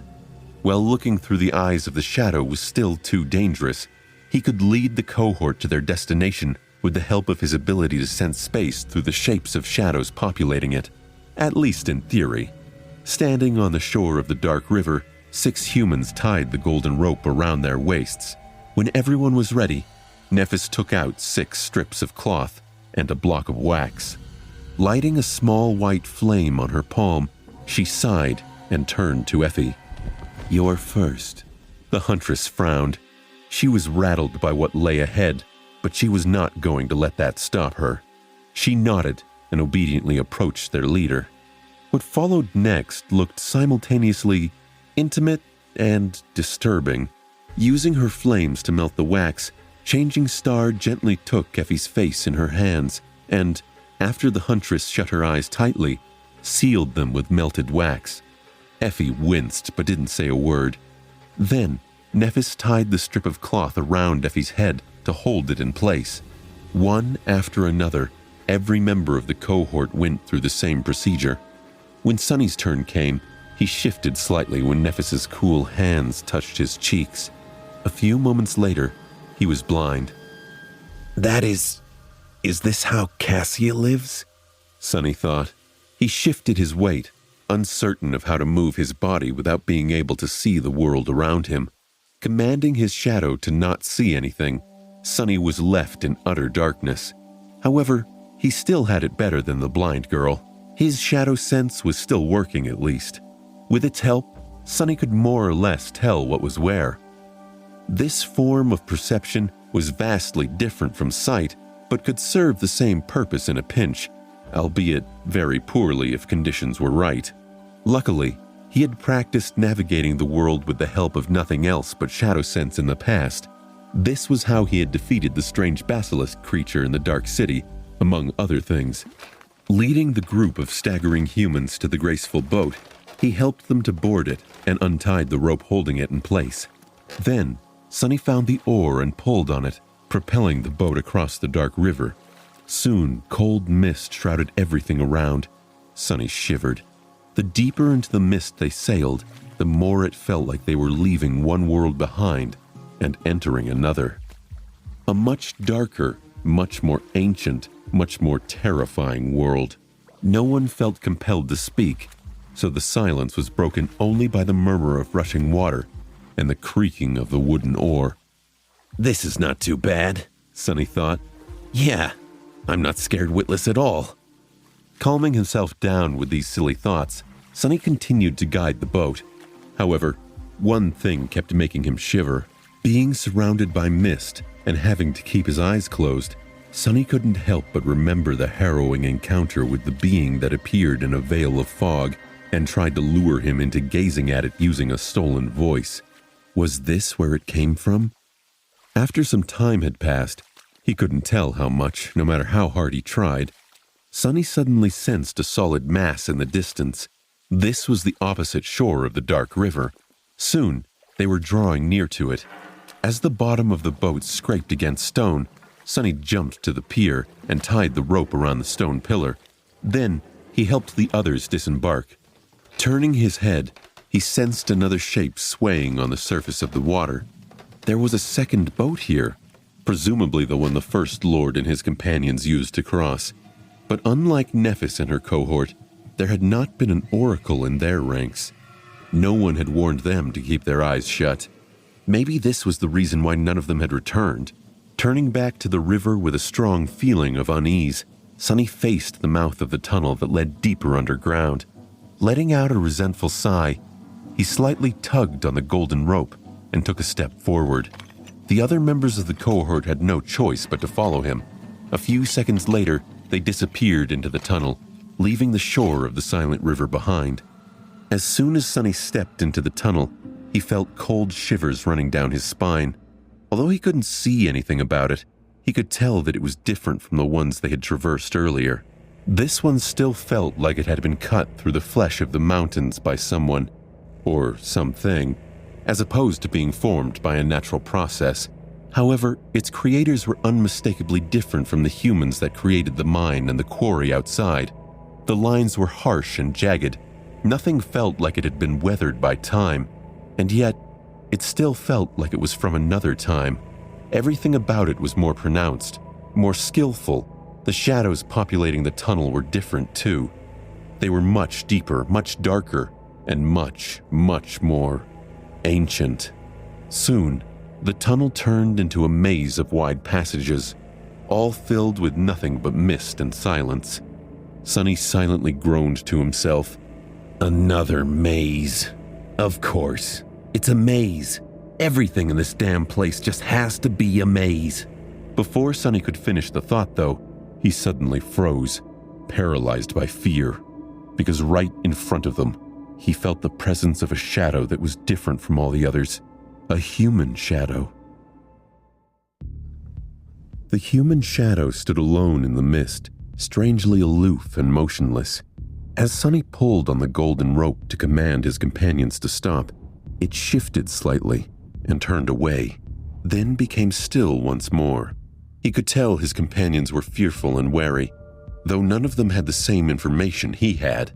None of them could sense the shadow or even know that it was there, except perhaps Cassia, but if the Oracle saw something, she kept it to herself. Sonny sensed a cold, dreadful feeling settle in his heart. The possibility of encountering another human in this dark and terrifying place was already unsettling enough.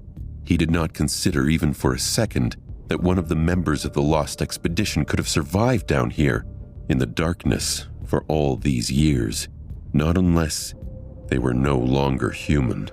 But even that was not the cause for the coldness and dread he felt. The dread that was slowly creeping down his spine. The real reason had nothing to do with logic and everything to do with his unique aspect. Because of it, Sonny sensed that there was something terribly, utterly wrong with the shadow.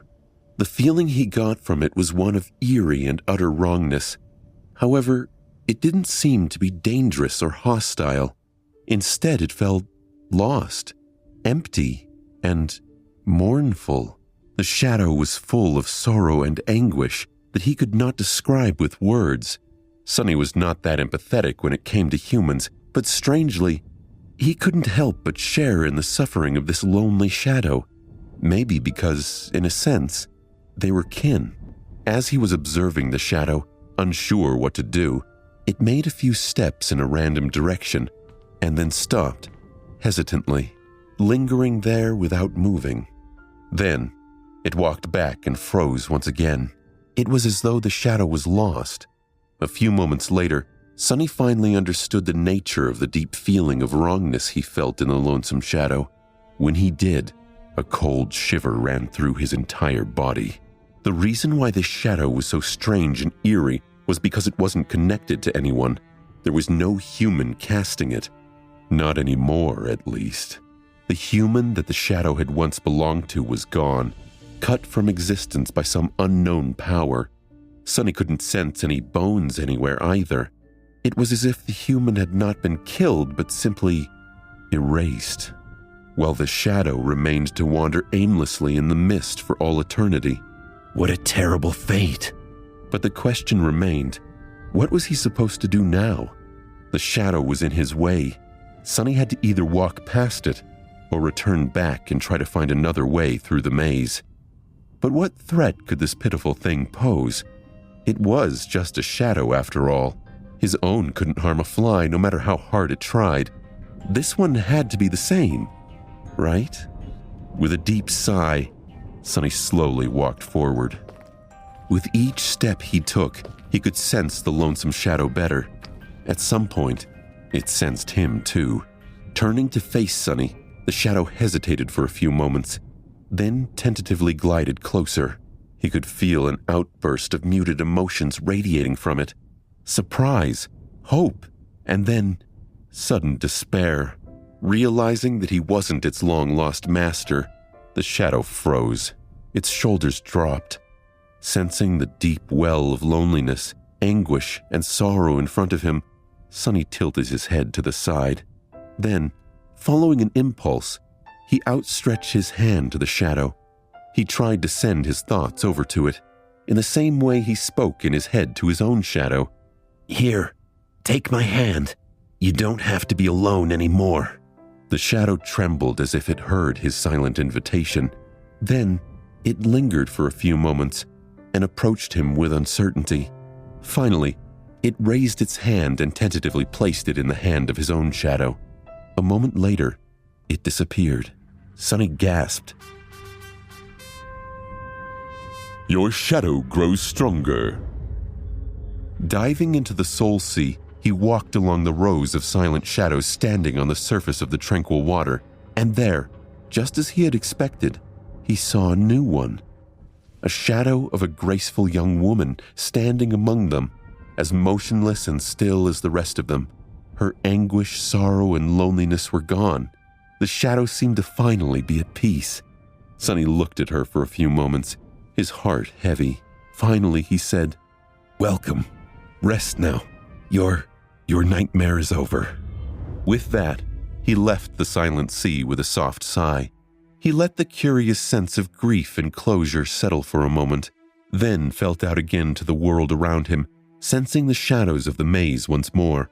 Standing in the darkness with his eyes sealed shut, Sonny remained motionless for some time. Then, he pulled on the golden rope and led the cohort further into the mist. Sonny didn't know how long they wandered around the dark maze. More than once he had ended up at a dead end and had to search for another path. It was hard not to lose track of all the turns of the twisting tunnels, but he had somehow managed to stay on track. On the way, he had found 3 more shadows. Each of them was just like the first one, lost and lonesome.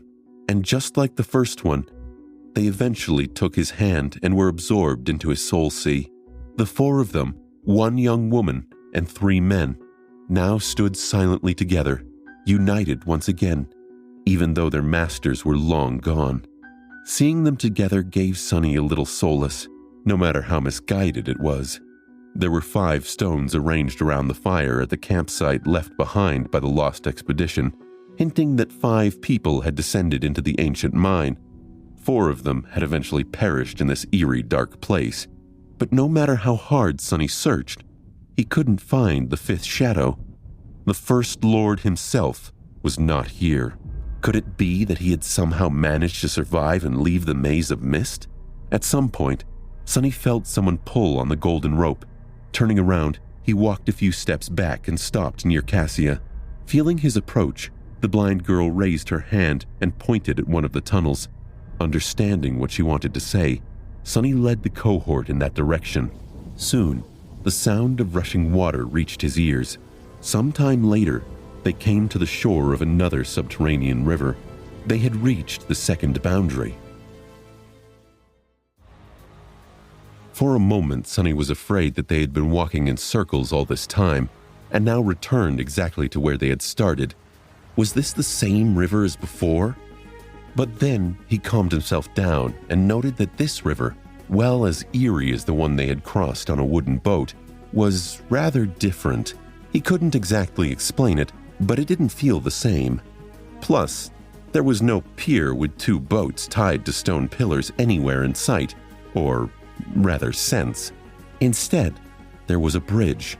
Sonny could feel its shadow falling on the cold water, solid and firm as the stone it was built from.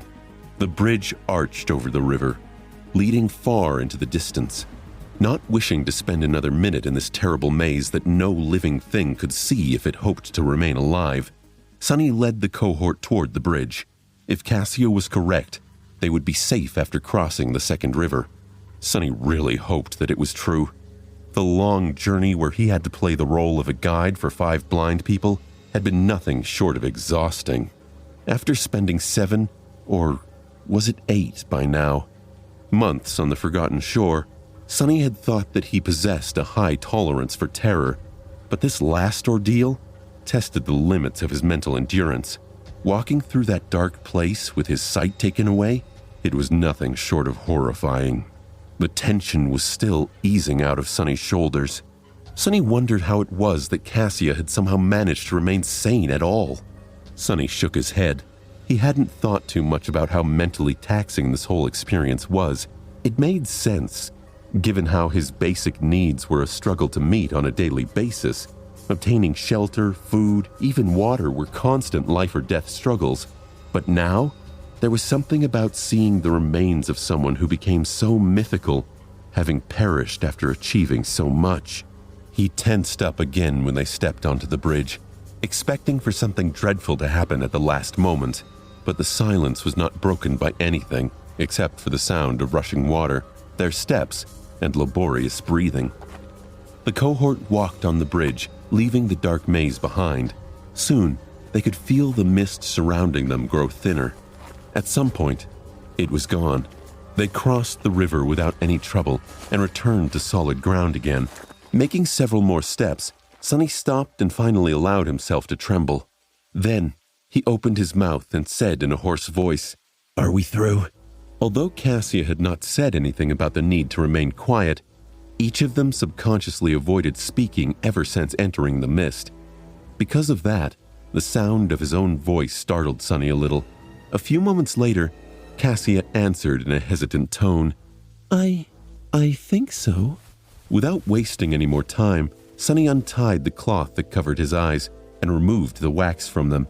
Then, he carefully opened them and looked around. They were standing on a stone shore inside a vast cave, through which the underground river was flowing unobstructed. Some distance away from them, the wall of the cave came down, with a mouth of a wide tunnel visible in it. By his side, other members of the cohort were removing the strips of cloth. Sunny could hear the sighs of relief coming from them. However, his attention was instantly drawn to Nephis, who had already opened her calm gray eyes and was looking at something behind him. Turning around, Sunny followed her gaze and froze. Just a few meters away from them, on the shore of the dark river, he saw a human skeleton. It was sitting on the cold stones, its back straight, facing the water. Unlike the ferocious undead from the catacombs of the Dark City, this one was tranquil and untouched by the corruption of the Forgotten Shore. This was the place where the first lord of the Bright Castle had died. The young man whom the members of the cohort only knew by his title had died on the shores of the cold underground river, just a few meters away from the bridge that he had used to escape the terrible place which, according to Cassia, no living being should have been able to escape. He had gotten this far, only to die. Sunny felt the unbearable weight of how tragic of a fate that was pulling on his chest.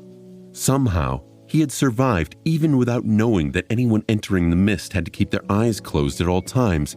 But in the end, the wounds he had received there, or somewhere up ahead perhaps, turned out to be too grievous. Before the last vestiges of life abandoned him, the young man, the first lord who had wrestled the Bright Castle from the nightmare creatures, created a safe place for the humans sent to the Forgotten Shore to live, and led an expedition to find a way out of this cursed place. Sat down and looked in the direction of the misty dark maze, the place where his friends and companions had died, leaving him alone in the darkness of this forsaken underworld. Looking at the skeleton that sat quietly on the shore of the river, Sunny couldn't help but feel a deep feeling of awe and sorrow. He had never met this young man, but somehow it felt as though they knew each other very well. Everything that humans had on the Forgotten Shore was thanks to his bravery, power, and skill. What a shame that he had died here, in this lonesome place, with no one to share his last moments and tell the tale of his last deeds. The skeleton was strangely well preserved. It was sitting with its legs crossed, back straight, its hands resting on the hips as if meditating. The skull of the First Lord gazed at the river with the dark chasms of its empty eyes, strangely calm and at peace. What Sunny noticed, though, was not the whiteness of the bone nor the eternal grin of the bare skull, but a thin strip of light metal resting on it, like a humble crown. There was a single bright gemstone on the metal band, placed right above the middle of the skull's forehead.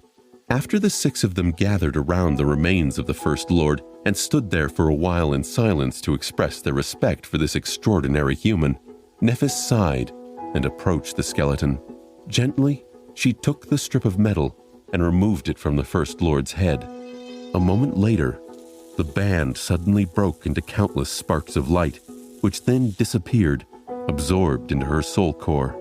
Sunny's eyes widened. The crown of the First Lord was a memory. As the last spark of light disappeared, Nephis tilted her head to the side and remained silent for a few moments. Then she lowered her gaze and said, addressing the First Lord, "Thank you." She hesitated as though wishing to say more, but eventually just took a step back. Kai, however, wasn't that reserved. Bowing deeply, he remained with his head down for a while, then straightened his back, looked at the skeleton, and voiced something that a few of them must have been thinking. "Thank you. We will finish what you started." His words echoed above the cold water, eventually disappearing into the darkness. A heavy silence settled above the shore of the underground river. A few seconds later, the charming archer turned to the rest of them and asked with uncertainty, should we bury him? The members of the cohort looked at each other. Before anyone could voice their opinion, though, Sonny suddenly spoke. No, just leave him as he is. He wanted to be closer to his friends when he died, so just don't touch him. With that, he turned his head and looked away. Since the First Lord died outside of the terrible maze, his shadow was gone too. His real shadow. Sonny glanced at the shadow being cast by his skeletal remains. No, it was just hollow and empty. Like most shadows cast by inanimate objects, he had not shared in the harrowing fate of his companions, which meant that Sonny couldn't help him reunite with them, even slightly. Neither could they bring the remains of the First Lord back outside to bury him near the girl who had died in the quarry. It was better to just leave him be. Sonny shook his head. The sorrow was starting to claw at his chest. Forget about it, he told himself. Think of something else. Sonny had other matters to consider anyway, and bigger questions were lingering on his mind. That strange memory that Nefis had absorbed. He had never even heard of a memory that could exist outside of someone's soul. Had the First Lord somehow relinquished the ownership of it? Or was this a quality that all shard memories possessed? That must mean that it was, without a doubt, another shard memory. Just like Effie's spear and his own stalwart blade, that memory was the reason why Changing Star had ventured on this expedition to begin with, the thing that was supposed to somehow give her a chance of defeating Gunlog. But Nefis had not said anything about that yet. No, were they really done here? Sonny stared at Nefis, then said, That headband, what is it called? No, actually, let me guess. Dawn Shard? Dusk Shard. Neff looked at him but didn't answer. Her ivory face was calm and inexorable. Sonny smirked. Full of secrets, aren't we? A hint of some deep, sharp emotion appeared in her cold gray eyes. A few moments later, she said, Weren't you the one who made it clear that you don't want to be a true member of this cohort? You chose to be a hired blade yourself, did you not? Why should I share my secrets with you? Sonny remained silent for a bit, then sighed. He knew she was right, but still. He pushed on. Well, fair enough, I did. And you have no good reason to share anything with me. Though, you can't blame me for being curious. It was an awful lot of trouble, and we've come all this way. Suddenly, Nefis smiled. You can change your mind, you know. If you do, I'll naturally tell you everything. Join us in earnest, and our secrets are your secrets. He stared at her for a while, then shook his head. No need. Answer me one question, though. How exactly is that thing supposed to help us defeat Gunlog? Changing Star lingered for a bit, then simply shrugged. See for yourself. A moment later, the headband left behind by the First Lord weaved itself from sparks of light on her forehead. The bright gemstone in its center softly gleamed, and then something about the world around Sonny changed. What? He blinked a couple of times, then slowly lowered his gaze and looked at the fabric of the puppeteer's shroud, or rather, on the spell weave beneath it. What he saw left Sonny breathless. The 5 glowing embers that served as nexuses for the complicated pattern of ethereal strings permeating the memory suddenly shone brighter, much, much brighter. In fact, their radiance was now almost as intense as of those inside the black onyx armor he had purchased at the memory market, which was an ascended memory. Sonny was awestruck. What the hell? Pulling on the thread tied around his neck, Sonny fished out the blood blossom from under his armor and stared at it perplexed. The 2 embers inside the intricate pendant had become much brighter too. Not knowing that Sonny had the ability to peer into the inner weave of memories, Nefis explained, the Dawn Shard possessed a single, but also singularly powerful enchantment. It empowers all memories around it. The area of effect of the enchantment is very large, but the enhancement it provides is even larger. Sonny gaped at her, then struggled to speak again. You don't say. Staring at his memories, Sonny felt as though he was on the verge of being dumbstruck. Singular was the right word to describe the effect of the Dawn Shard. He had never heard of a memory being capable of raising the power of another one by almost an entire rank. Sonny's brow furrowed. He wondered, Wait, did she say all memories? All memories. All of them. In a very large radius? Impossible. With that crown on her head, Nephis would not only be able to stand a chance in a fight against Gunlog, but also make each one of her followers so much more dangerous. She would become a perfect general for a small army of Awakened. But wasn't there something wrong with that statement? Sonny frowned. All memories. Hold on. All? Glancing at Changing Star, he asked, So that thing makes every memory around you vastly more powerful. Nephis gave him a silent nod. Sonny's frown deepened. Then, do you not see a problem here? Won't it enhance that damn golden armor of Gunlog's too? How exactly does it give you a chance against him then?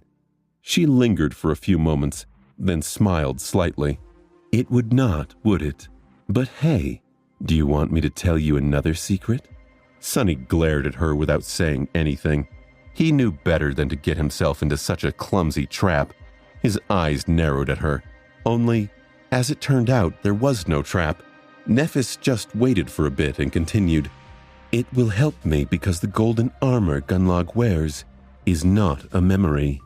Before Sonny could say anything, she added, It is, in fact, an echo. Sonny stared at Nephis for a long beat in stunned silence. Gunlog's armor was an echo? That meant the weird golden armor was actually a copy of some strange corrupted nightmare creature? What kind of creature took the shape of an armor? But then again, the fact that it currently looked like armor didn't mean that it was only capable of taking that shape. The main trait of the golden armor was that it seemed to be made out of liquid metal. That metal always flowed and moved around, enveloping Gunlog's body like a second layer of skin. The only thing that never changed was the mirror-like surface that served him as a face. In hindsight, it wasn't impossible to imagine that the mass of living metal was once a living creature in its own right. Not impossible, but a bit of a stretch. Sonny glanced at Nephis. How do you even know this? She hesitated for a few moments. You already know that we have an ally inside the castle. She was the one who told us. That mysterious spy again. Sonny became even more convinced that this person was of a very high rank among the Bright Lord's servants. Only someone extremely close to him would know such an important secret. In fact, Sonny expected that the paranoid tyrant would never let anyone learn of it. Why would one of Gunlog's most loyal minions help his enemy? Was it all an elaborate trap orchestrated by the Bright Lord himself? Sonny looked at Changing Star with a deep scowl on his face. Can this ally of yours even be trusted? If he was right in his guess about the identity of the spy, well, things would become complicated. Nephis was silent for a while. Trusted? Not really. Never, actually. However, we can trust in the information that was provided to us. He raised his eyebrows. And why is that? Nephis shrugged and then answered, her voice indifferent. Because I am the only chance anyone here has of ever getting out of this cursed place, and Gunlog is not. Sonny pursed his lip. It was an interesting point, though it was hard to imagine someone in the lap of luxury desperate for an escape. But it would seem one of the top ranks of the Bright Lord's forces was an opportunist who desired to return to the real world desperately enough to risk betraying the ruthless tyrant. That person had been loyal to Gunlog because there was no better alternative, but then changed sides once the last daughter of the Immortal Flame appeared like a miracle and promised to save the people of the Forgotten Shore. That ally of hers was either swayed by Neph's rhetoric like the rest of the unfortunate fools in the Dark City, or was confident of ending up among the few lucky people who would actually have the chance of surviving what was about to come, or just knew something that Sonny did not. In any case, Changing Star seemed to be confident in the information the spy provided. so he did not see the point of doubting it. She wasn't any more naive or trusting than he was, after all. Nephis had learned the art of cynicism from the best. Kai, who had been listening to their conversation with a fair bit of curiosity, suddenly cleared his throat. I am very sorry to interrupt you guys, but I just wanted to ask, since we have found the remains of the First Lord and come into possession of this memory you were discussing, does that mean the expedition is over? Have we actually accomplished our goal? Really? That, indeed, would seem to be the case. However, Sonny knew better. With a friendly smile, he shook his head. No, buddy. The goal of this expedition has not been achieved yet. The charming archer looked at him with surprise. But didn't we get the thing that will help us defeat Gunlog? Nephis was staring at Sonny too, a subtle smile on her lips. Yeah, Sonny. What else do we have to do? Do tell. Sonny grinned. Well, it's very simple, really. Yes, you told us that the reason for this adventure of ours was to find the means of overthrowing the Bright Lord, and it certainly was a reason. But it's not the whole reason, is it? Cassia turned her head slightly to listen to him and sighed. Castor's face, meanwhile, had turned grim. Effie didn't seem to care one way or another. Nephis, by contrast, smiled wider. What is the whole reason, then? Sonny gestured at the mouth of the tunnel in front of them. To finish what the First Lord had started, of course. Kai was looking between him and Changing Star, unsure of what was going on. What do you mean, exactly? Sonny shrugged. Think about it, Kai. We saw the same map. What were the symbols drawn at the very edge of it? Near the place where the First Lord's expedition had disappeared. The charming archer frowned. There were 3 of them? A crown, a question mark, and a red cross. Sonny smiled. Exactly. There were 6 crosses drawn on the map, each marking one of the headless statues. 2 to the east of the Dark City, 1 to the north, 1 to the west, and 2 to the south. We had visited one of the 2 statues situated to the south already. That's where the spider matriarch had weaved her nest. Sonny turned to Nephis and said, his smile gone, So the truth of it all is that the First Lord never really intended to find a way through the Hollow Mountains, isn't it? He wasn't a fool who would do something so misguided. No, he came to this godforsaken place for the same reason that we are here, to find the last statue. Changing Star was silent for a bit. When the silence was on the verge of growing uncomfortable, she broke. That is correct. Kai stared at her in astonishment. But why? No, wait. What's so important about that statue? Nephis sighed. This is something that people can only volunteer to do. Anyone who doesn't wish to proceed can stay behind and avoid risking their lives in the battle. In fact, some of us probably should. She turned to face the tunnel. Somewhere up ahead lies another ancient statue. There will be a powerful creature guarding it. I don't know what the Guardian is exactly, but we have to kill it. Anyone who is willing to fight can join me. Others can stay back and wait for my return. She glanced at the members of the cohort and added, However, if you do join me, you'll have to follow one simple rule. No matter what happens, it's imperative that you don't deliver the final blow to the creature unless you have reached and touched the statue first. Sonny was so close to piecing together all the information they had. He knew the statues were important. He assumed killing the creatures would grant the Slayer some miraculous memory or echo, but there had to be more to it. There had to be something that Cassia and Nephis had learned that explained a connection. If Sonny still trusted Nephis, this would be so much easier. Even if she didn't tell him, he'd find a comfort in his faith. But he'd seen she could be more manipulative than he ever realized. Sonny was determined to put it all together before Nephis's plan reached its conclusion. The only problem was that Nephis wasn't about to wait around and let him. Initially, Sonny had suspected that the mysterious shard memories were just rewarded to those who managed to slay certain powerful nightmare creatures, who dwelled close to the headless statues. The truth, however, turned out to be more complicated.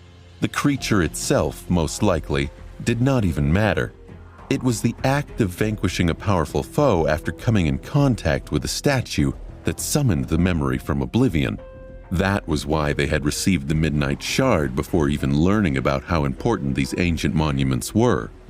Sunny, Nephis, and Cassia had taken shelter atop the statue of the ancient knight and killed the Carapace demon long after. Sunny shook his head. On second thought, that didn't make a lot of sense. If this were true, Sunny would have received another shard memory after defeating the Corpse Eater, so not any powerful abomination would do. Each statue seemed to have a specific nightmare champion tied to it by some invisible bond. This made Sunny wonder what was so special about the Carapace demon. When he had first encountered the beast, it seemed like an impossible foe, but he'd still been new to the Nightmare Realm. In truth, there were many equally powerful beings on the Forgotten Shore. Sunny reflected on what the runes had told him about his first echo, the one of the Carapace scavenger. The runes had described the beast as the cursed soldier of a fallen legion. Did this mean they were somehow linked to the statue of the knight? The Iron Spider matriarch was tied to the statue of the hunter. Which statue had the Dawn Shard come from? The builder, whose monument had somehow come to life and was now wandering the Forgotten Shore? Rumors said that the First Lord chased it around the labyrinth for a long time after all, but somehow Sunny felt that the metal headband had nothing to do with the walking colossus. Sunny slid his tongue over his teeth. He had so many questions still. How many champions were still around anyway? Nephis had not even tried to search for one tied to the builder, nor for one tied to the priestess. How many shard memories were already in the hands of humans? Among the members of the cohort, there were now 3, and they were about to challenge some abominable horror for a chance of receiving the 4th one. Sunny tilted his head. A thought occurred to him. Why do I even assume that there are only 3? Any member of the party could have a memory that they simply hadn't summoned in front of me. Indeed, the fact that he had only seen the Midnight Shard, the Zenith Shard, and the Dawn Shard did not mean that Changing Star had not gotten other ones already. Not counting the memory they were currently hunting, 3 more were unaccounted for. How many had she found already? He smiled darkly. He'd find out the answer to that question sooner or later. Right now, there was a much more pressing issue. Sunny glanced over at Nephis. What happens if I get the memory? As you reminded me so astutely, I am not one of your lackeys. That would throw a wrench in your plans, wouldn't it? Sunny couldn't imagine Changing Star leaving something that important to chance. However, to his surprise, she just shrugged. Keep it if you want. He frowned. Why was Nephis so nonchalant about the possibility of a shard memory falling into his hands? Wait, why was she so indifferent about him already possessing the Midnight Shard? One possible explanation was that it didn't matter who held the shard memory, as long as it was in human hands. It was possible that Nephis was bluffing. She was not saddled with his flaw and could simply be lying to make him doubt how valuable the Midnight Shard was. Though Sunny felt he was able to read people well, and Nephis seemed contrite. This left a third explanation, one that made Sunny very uncomfortable. Maybe she was just sure that fate would push the two in the same direction. If this was true, then it didn't really matter which one of them possessed the shards. He lingered for a bit, then shook his head. Well, what are we waiting for? You didn't really expect any of us to stay behind while others fight, right? Let's go and hunt this monster. Honestly, while Sunny couldn't even imagine what type of terrible creature guarded the hidden statue, he was almost excited to find out. He wanted to see what the 6 of them were capable of under the miraculous effect of the Dawn Shard, himself in particular. Eventually, they arrived at a vast cavern situated somewhere in the depths of the Draconian Mountains. The cavern was large enough to fit the Bright Castle and the hill it stood upon inside of it. Witnessing its size, Sunny began to understand precisely why these mountains were called hollow. As his sight pierced the darkness ruling over the vast cavern, Sunny couldn't help but feel a deep sense of awe. The floor of it was covered by black sand, while its walls glistened like obsidian. In the center of the cavern, stood a giant pillar of dark stone. It was surrounded by massive scaffolds, which nevertheless looked tiny and insignificant on its surface. The silhouette of an unfinished statue was easily discernible, cut from the giant pillar by the unknown sculptor. Its upper torso was almost finished, while the lower half was still encased inside the stone. It was as though a dark giant was struggling to free himself from the pillar of stone that imprisoned him. With a feeling of surprise, Sonny realized that he recognized the details of the unfinished giant's armor and shield. They were eerily similar to the armaments that the Black Knight guarding the ruined cathedral wore, and to the ones the Stone Saint wielded too. Looking up, he made sure that the head of the giant statue was missing. Sonny sighed to himself. Of course it is. All of that only took a fraction of a second. Then, Sonny hastily looked down, hoping he might notice the guardian of the obsidian cave before the creature noticed them. But it was too late. As soon as the members of the cohort entered the cavern, something moved in the darkness at the base of the statue, and then stepped forward. Sonny shivered. Damnation! Standing on the black sand, a monstrous creature that resembled a cross between a lion and a raven stretched its numerous limbs. Its body was pale as a corpse, while its head and chest were covered with dark feathers. It was massive in size, with muscles rolling like steel cables under the skin. The creature had 2 powerful hind legs and 6 more protruding messily from its wide chest, against a spire messenger each once, ending with a set of back deadly then, claws. the vile creature But the had most killed terrifying several feature it experienced possessed hunters in a was span a long, of just a few jagged seconds, black beak, and the rest had He only had been seen this spared before in the because spire of messenger's Effie's strength. Sonny raised That, his voice and and the fact hollered that at the the top of his messenger had lungs. no need to fight them and Messenger! chose to retreat That and was search all for Sonny easier had time to prey. yell before There the was vile nowhere to abomination retreat in lunged this hidden forward, cavern, exploding Sonny into a didn't even whirlwind know of how the hunger, flying abomination madness, had gotten here in and the death. first place. However, he was not the same inexperienced kid he had been all those months ago either. Sonny had grown considerably stronger. His arsenal of memories was better now. His skill and technique were far beyond what he had known in the past. And his kill count had crossed 100 nightmare creatures a long time ago. There was the Stone Saint, too. But most importantly, his memories were empowered by the Crown of Dawn. Theoretically, Sonny could stack 3 augmentations on the Midnight Shard, one from his shadow, one from the miraculous crown, and one from the Blood Blossom, as long as someone managed to make the messenger bleed. Hopefully, that would be enough to breach the gap between a dormant human and a fallen beast, and allow him to actually wound the abomination. Unlike the previous 2 times he had tried to cut into the flesh of similar horrors, Corpse Eater and the giant eel that had tried to hitch a ride on the ancient Colossus. But before he could even think about his offensive attacks, he had to survive. Sonny was relatively confident that with the enchantment granted by the Dawn Shard, the puppeteer's shroud could withstand a blow from the Spire Messenger, but that didn't mean he was willing to put his theory to the test. Sonny dove to the side. A moment later, the massive abomination collided against 2 shields, one belonging to Effie, the other to the Stone Saint. The terrible beak came down, aiming at the huntress. In their first encounter with the messenger, the round shield that protected Effie from knee to shoulder would have been easily pierced and torn apart by the strength of such a blow, crumbled like a discarded piece of paper. But due to the empowering aura that emanated from the Dawn Shard, it somehow held. The force of the impact, however, still threw both of them back. Even Stone Saint, whose flesh was made of stone and weighed accordingly, was launched into the air like a doll made of feathers and rags. But the 2 frontline warriors had bought the cohort the precious second to regroup and counterattack.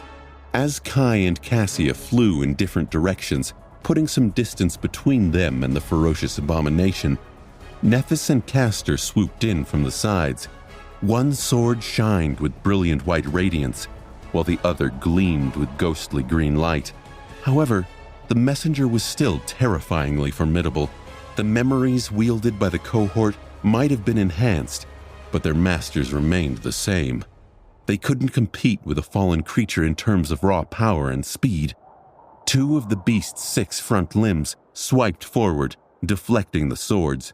2 more shot at the attacking humans, forcing them to retreat while barely staying alive. Then, the messenger twisted its neck and caught Kai in its sight. Its powerful black wings lashed down, creating a small hurricane that threw Nephis and Castor aside. Using powerful hind legs to throw itself into the air, the abomination lunged at the retreating archer, who twisted his body in a desperate attempt to aim his bow.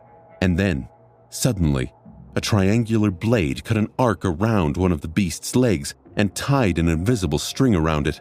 Sonny's face went pale. Oh no, it worked.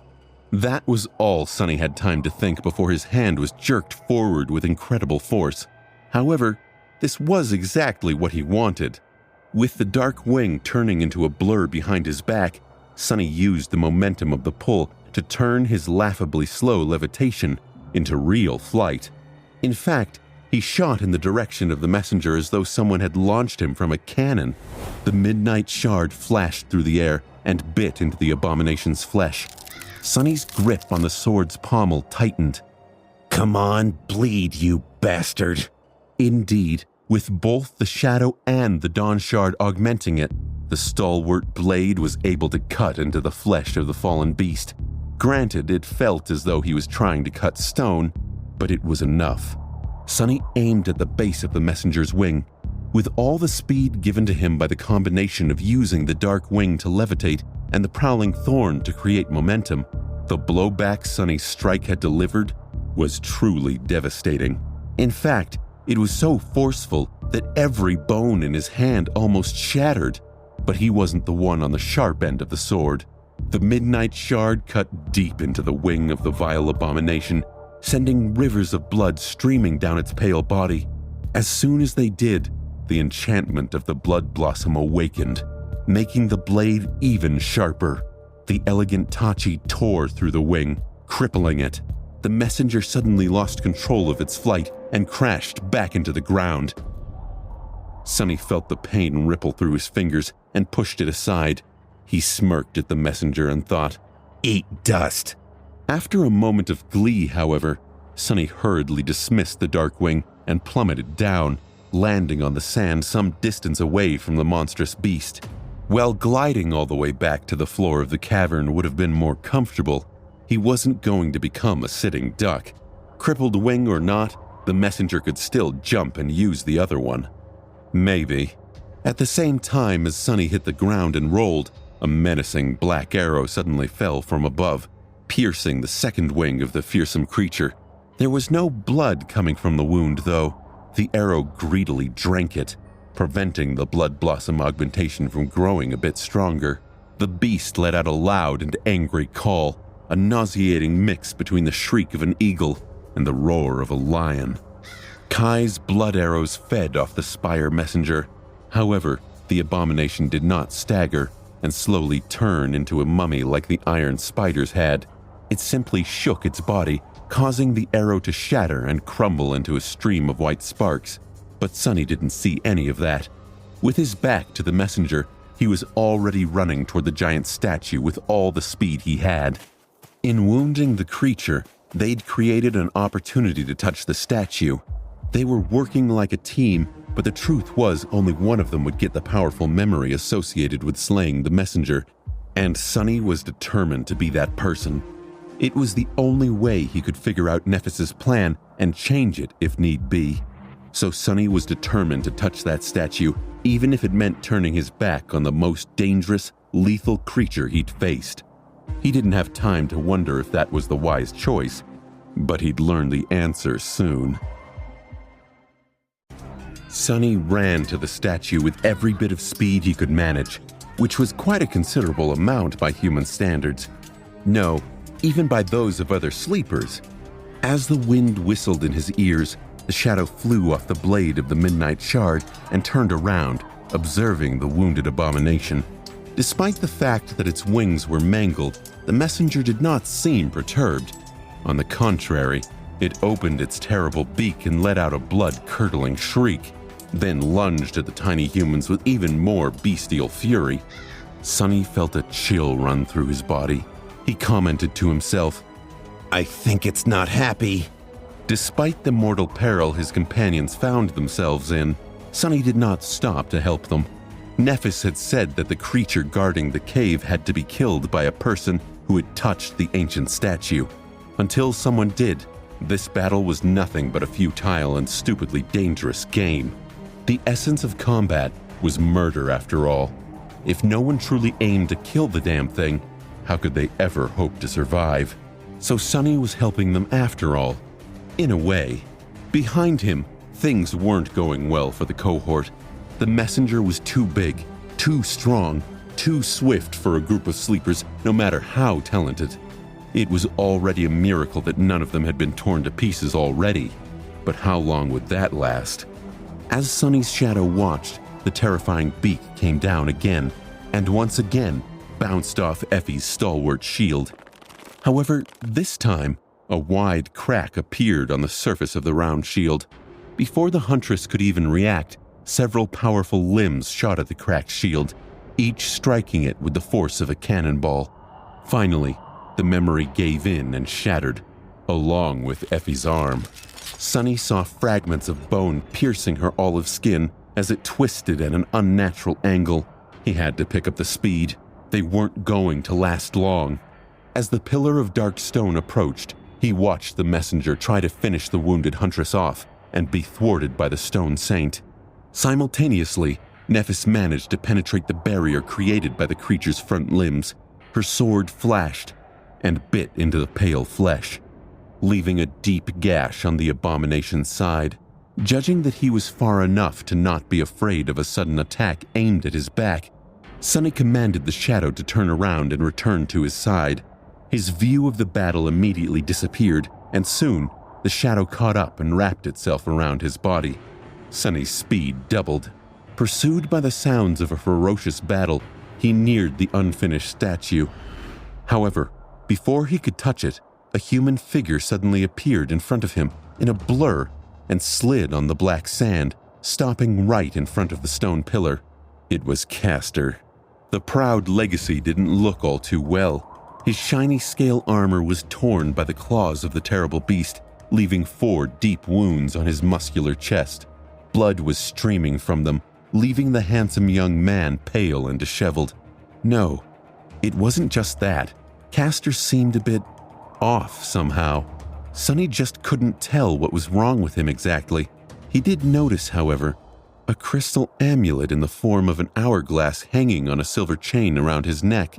Sunny reared his head back and wondered, What is that? A charm memory? I didn't know that Castor had a charm. Not wasting any time, the legacy put his bloodied hand on the statue and closed his eyes for a moment. Sunny's mind continued to race. He wasn't wearing that thing back on the marble arch, right? Opening his eyes a second later, Castor glanced at Sunny with a dark expression and turned into a blur once again, rushing back to rejoin the battle. Just as soon as he disappeared, Sunny crashed into the stone pillar, unceremoniously using it to stop his momentum. Bouncing off the hard surface, he rolled on the ground and shakily rose to his feet. That counted as touching the statue, right? It'd have to. Glancing back, Sunny saw another blood arrow piercing the flesh of the spire messenger and shattered a moment later. It wasn't destroyed at least, just returned to Kai. Quiet Dancer was zipping around the massive abomination, aiming at its eyes. The elegant rapier was an echo, and as such, did not enjoy the gift of the Dawn Shard, so it was more of a nuisance than a real threat to the beast. Still, it managed to deliver a couple of shallow cuts, causing the bastard to bleed. That was exactly what Sunny needed. Blood, and as much blood as possible. Launching himself forward, he held the Midnight Shard behind him and dashed toward the messenger. Yeah! Sunny thought, Let's see which one of us can kill it first, Castor. Wouldn't it be funny if an outskirt rat like me got a third ascended memory, while a lofty legacy like you still had none? Some distance away from his prey, Sunny commanded the Stone Saint to switch her battle style. The menacing echo shifted her posture, taking a new fighting style. Typically, her strikes were deliberate, elegant, and steady, but that wasn't what Sunny needed right now. What he needed was carnage, savagery, and bloody mayhem. Lingering for a fraction of a second, the stone saint suddenly threw her shield away, grasped her sword with both hands, and lunged forward. Any sort of grace she had possessed earlier was now gone. Instead of a noble knight, the shadow now appeared as a barbarous butcher. It seemed as though she cared neither about self-preservation nor about protecting the members of the cohort anymore. She didn't even care about killing the enemy that much. All she aimed to do was inflict the maximum amount of pain, the maximum amount of damage, and most importantly, the maximum amount of bleeding. Just like Sunny had commanded her to do. As he ran back, more and more small wounds appeared on the messenger's massive frame, and to his delight, each one of them was dripping deep red liquid. The messenger's pale body was now half covered in dark blood. Castor's enchanted sword added one or two, but most came from the Berserk Shadow and Changing Star. Effie was still in the fight as well, despite the fact that her arm was severely broken, and there was bloody foam on her lips. The beautiful spear broke through the abomination's defenses and gouged a hole into one of its legs. But none of these attacks were powerful enough to end the creature once and for all. Already nearing the scene of the massacre, Sunny willed his shadow to flow onto the Midnight Shard. The power of the Dawn Shard was burning inside of it, making the stalwart blade sing. And on top of it all, the vile Blood Blossom was filling it with insatiable bloodlust and hunger. Without slowing down, Sunny lunged at the Spire Messenger and fell on his back. As momentum pushed him forward, he slid on the black sand and thrust the Midnight Shard upward, piercing the abdomen of the terrible creature. The razor-sharp sword easily cut through skin and muscle, gutting the abomination and causing it to stagger and fall. Sunny held his breath. Had he done it? Had he landed the fatal blow? He waited to hear the victory horns blare, but instead, he only heard the strangled, angry growl of the messenger. He hadn't killed the abomination, but he had made it really, really angry. With so much blood streaming down the messenger's pale body, the savage augmentation of the Blood Blossom had grown vastly more powerful. The terrible beast let out a shriek, its beady eyes focusing on Sunny. Its wound slowed considerably, and it struggled to get up, and Sunny capitalized on this struggle. He charged forward and plunged his weapon into the beast. If before, Sunny had felt as though he was cutting stone, now the Midnight Shard sliced through the tough flesh of the abomination with just a moderate amount of trouble. Of course, the fact that it was aimed at the soft belly of the monster instead of the adamantine black feather also played its part. The blade cut through the pale skin and muscle tissue, tearing its abdomen open. As blood, guts, and viscera fell from the terrible wound, Sunny slid from under the massive creature, just in time to avoid being crushed under its weight. Even then, however, the messenger was not yet dead. Its stubborn resilience was making Sunny genuinely angry at this point. Inside his head, he screamed, "How is it still alive? I can see its guts!" Laying on his back in an awkward position, Sunny was momentarily left defenseless. He had hoped that this strike would either kill the monstrous abomination outright, or at least leave it stunned for a few seconds, giving him time to disengage and get away to a safe distance. But the creature seemed to be impervious to pain and the fear of death that all living beings felt. Despite receiving a mortal wound, it only became more ferocious. Staggered by the unexpected attack, the messenger lost balance and fell to the ground. Its head hit the black sand, sending a cloud of it into the air. Then, its round corvine eye still locked onto Sunny, flushed with eerie madness. Knowing that he was not going to be fast enough, Sunny desperately tried to roll away, but it was too late. The terrifying jagged beak shot in his direction, threatening to impale him through the chest. Sunny cringed. "Damn it!"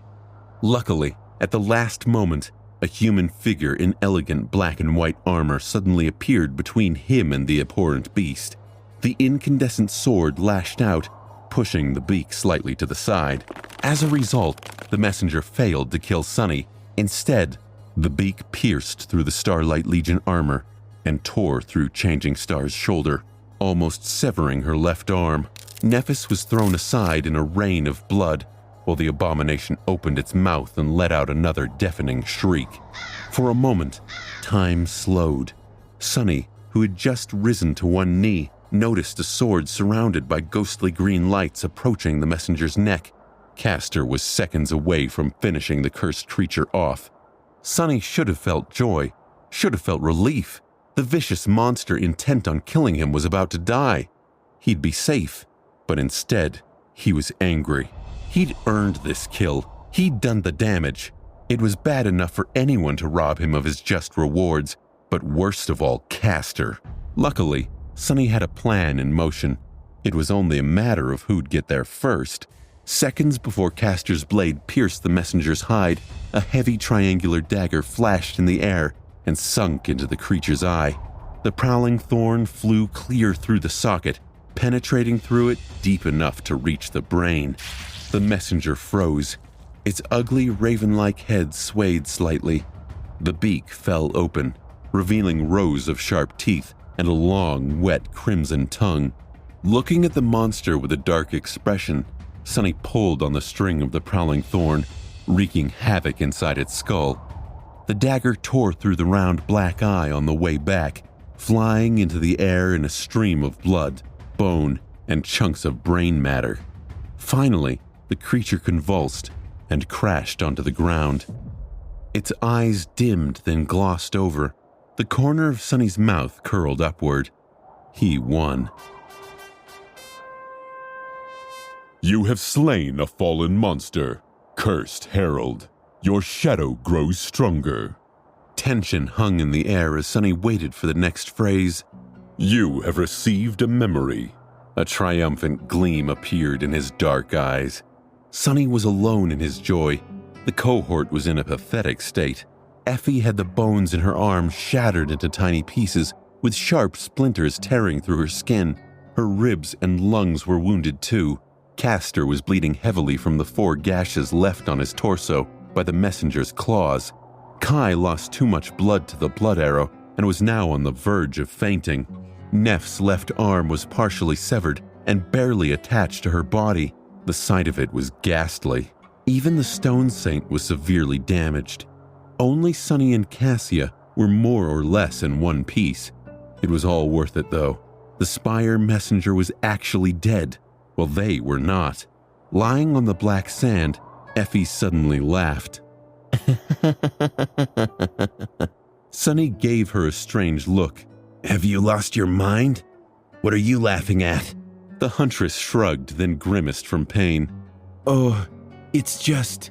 I was thinking whether we are legendary heroes now or just, fools of legendary proportions. All of us in the outer settlement, the castle too, I guess, heard the stories about the incredible exploits of the first cohort hundreds of times, killing a Spire messenger who made its nest in the throne room and all that. But I never once thought that I would actually do something that impossible as well. She grew silent and waited a moment. It's weird. Sunny sort of understood her feelings. However, he wasn't going to admit it. He didn't want his name to ever appear in the same sentence as the word hero. After everything he had experienced, Sunny had become allergic to it. He sighed. You do know how one becomes a mythical hero, right? It's really easy. You just have to do something outlandish and then die. The death part is the key, actually. So I would rather not be a hero, ever. With that, he stood up and tiredly dismissed his battle memories and the Stone Saint. Since only Cassia and he were unscathed, it fell to them to help everyone treat their wounds. Well, in this case, they just had to make sure that no one died before Neph summoned her flames and healed everyone. Sunny wasn't sure that she'd be able to remain conscious after that, though. Walking over to their leader, he sat down and looked at her. Are you stupid? Why did you do that? She glanced at him with her usual indifferent expression and straightened her back. What do you mean? Sunny sighed. Why did you get between me and the messenger? Look at the state you're in. She looked at him, then shrugged with one shoulder. I can heal myself, remember? You can't. He shook his head.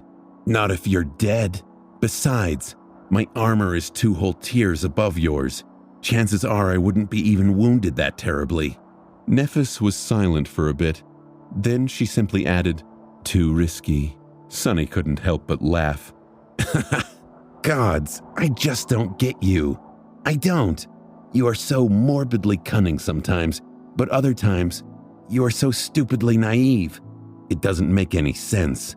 Changing Star did not respond for a long time and just stared at him. When she responded, her tone was as flat as usual. Right back at you. The stoic fighter pushed herself up to her feet and limped off towards Effie. Sunny had never met a more paradoxical person in his life. Why was she so hell-bent on sacrificing herself?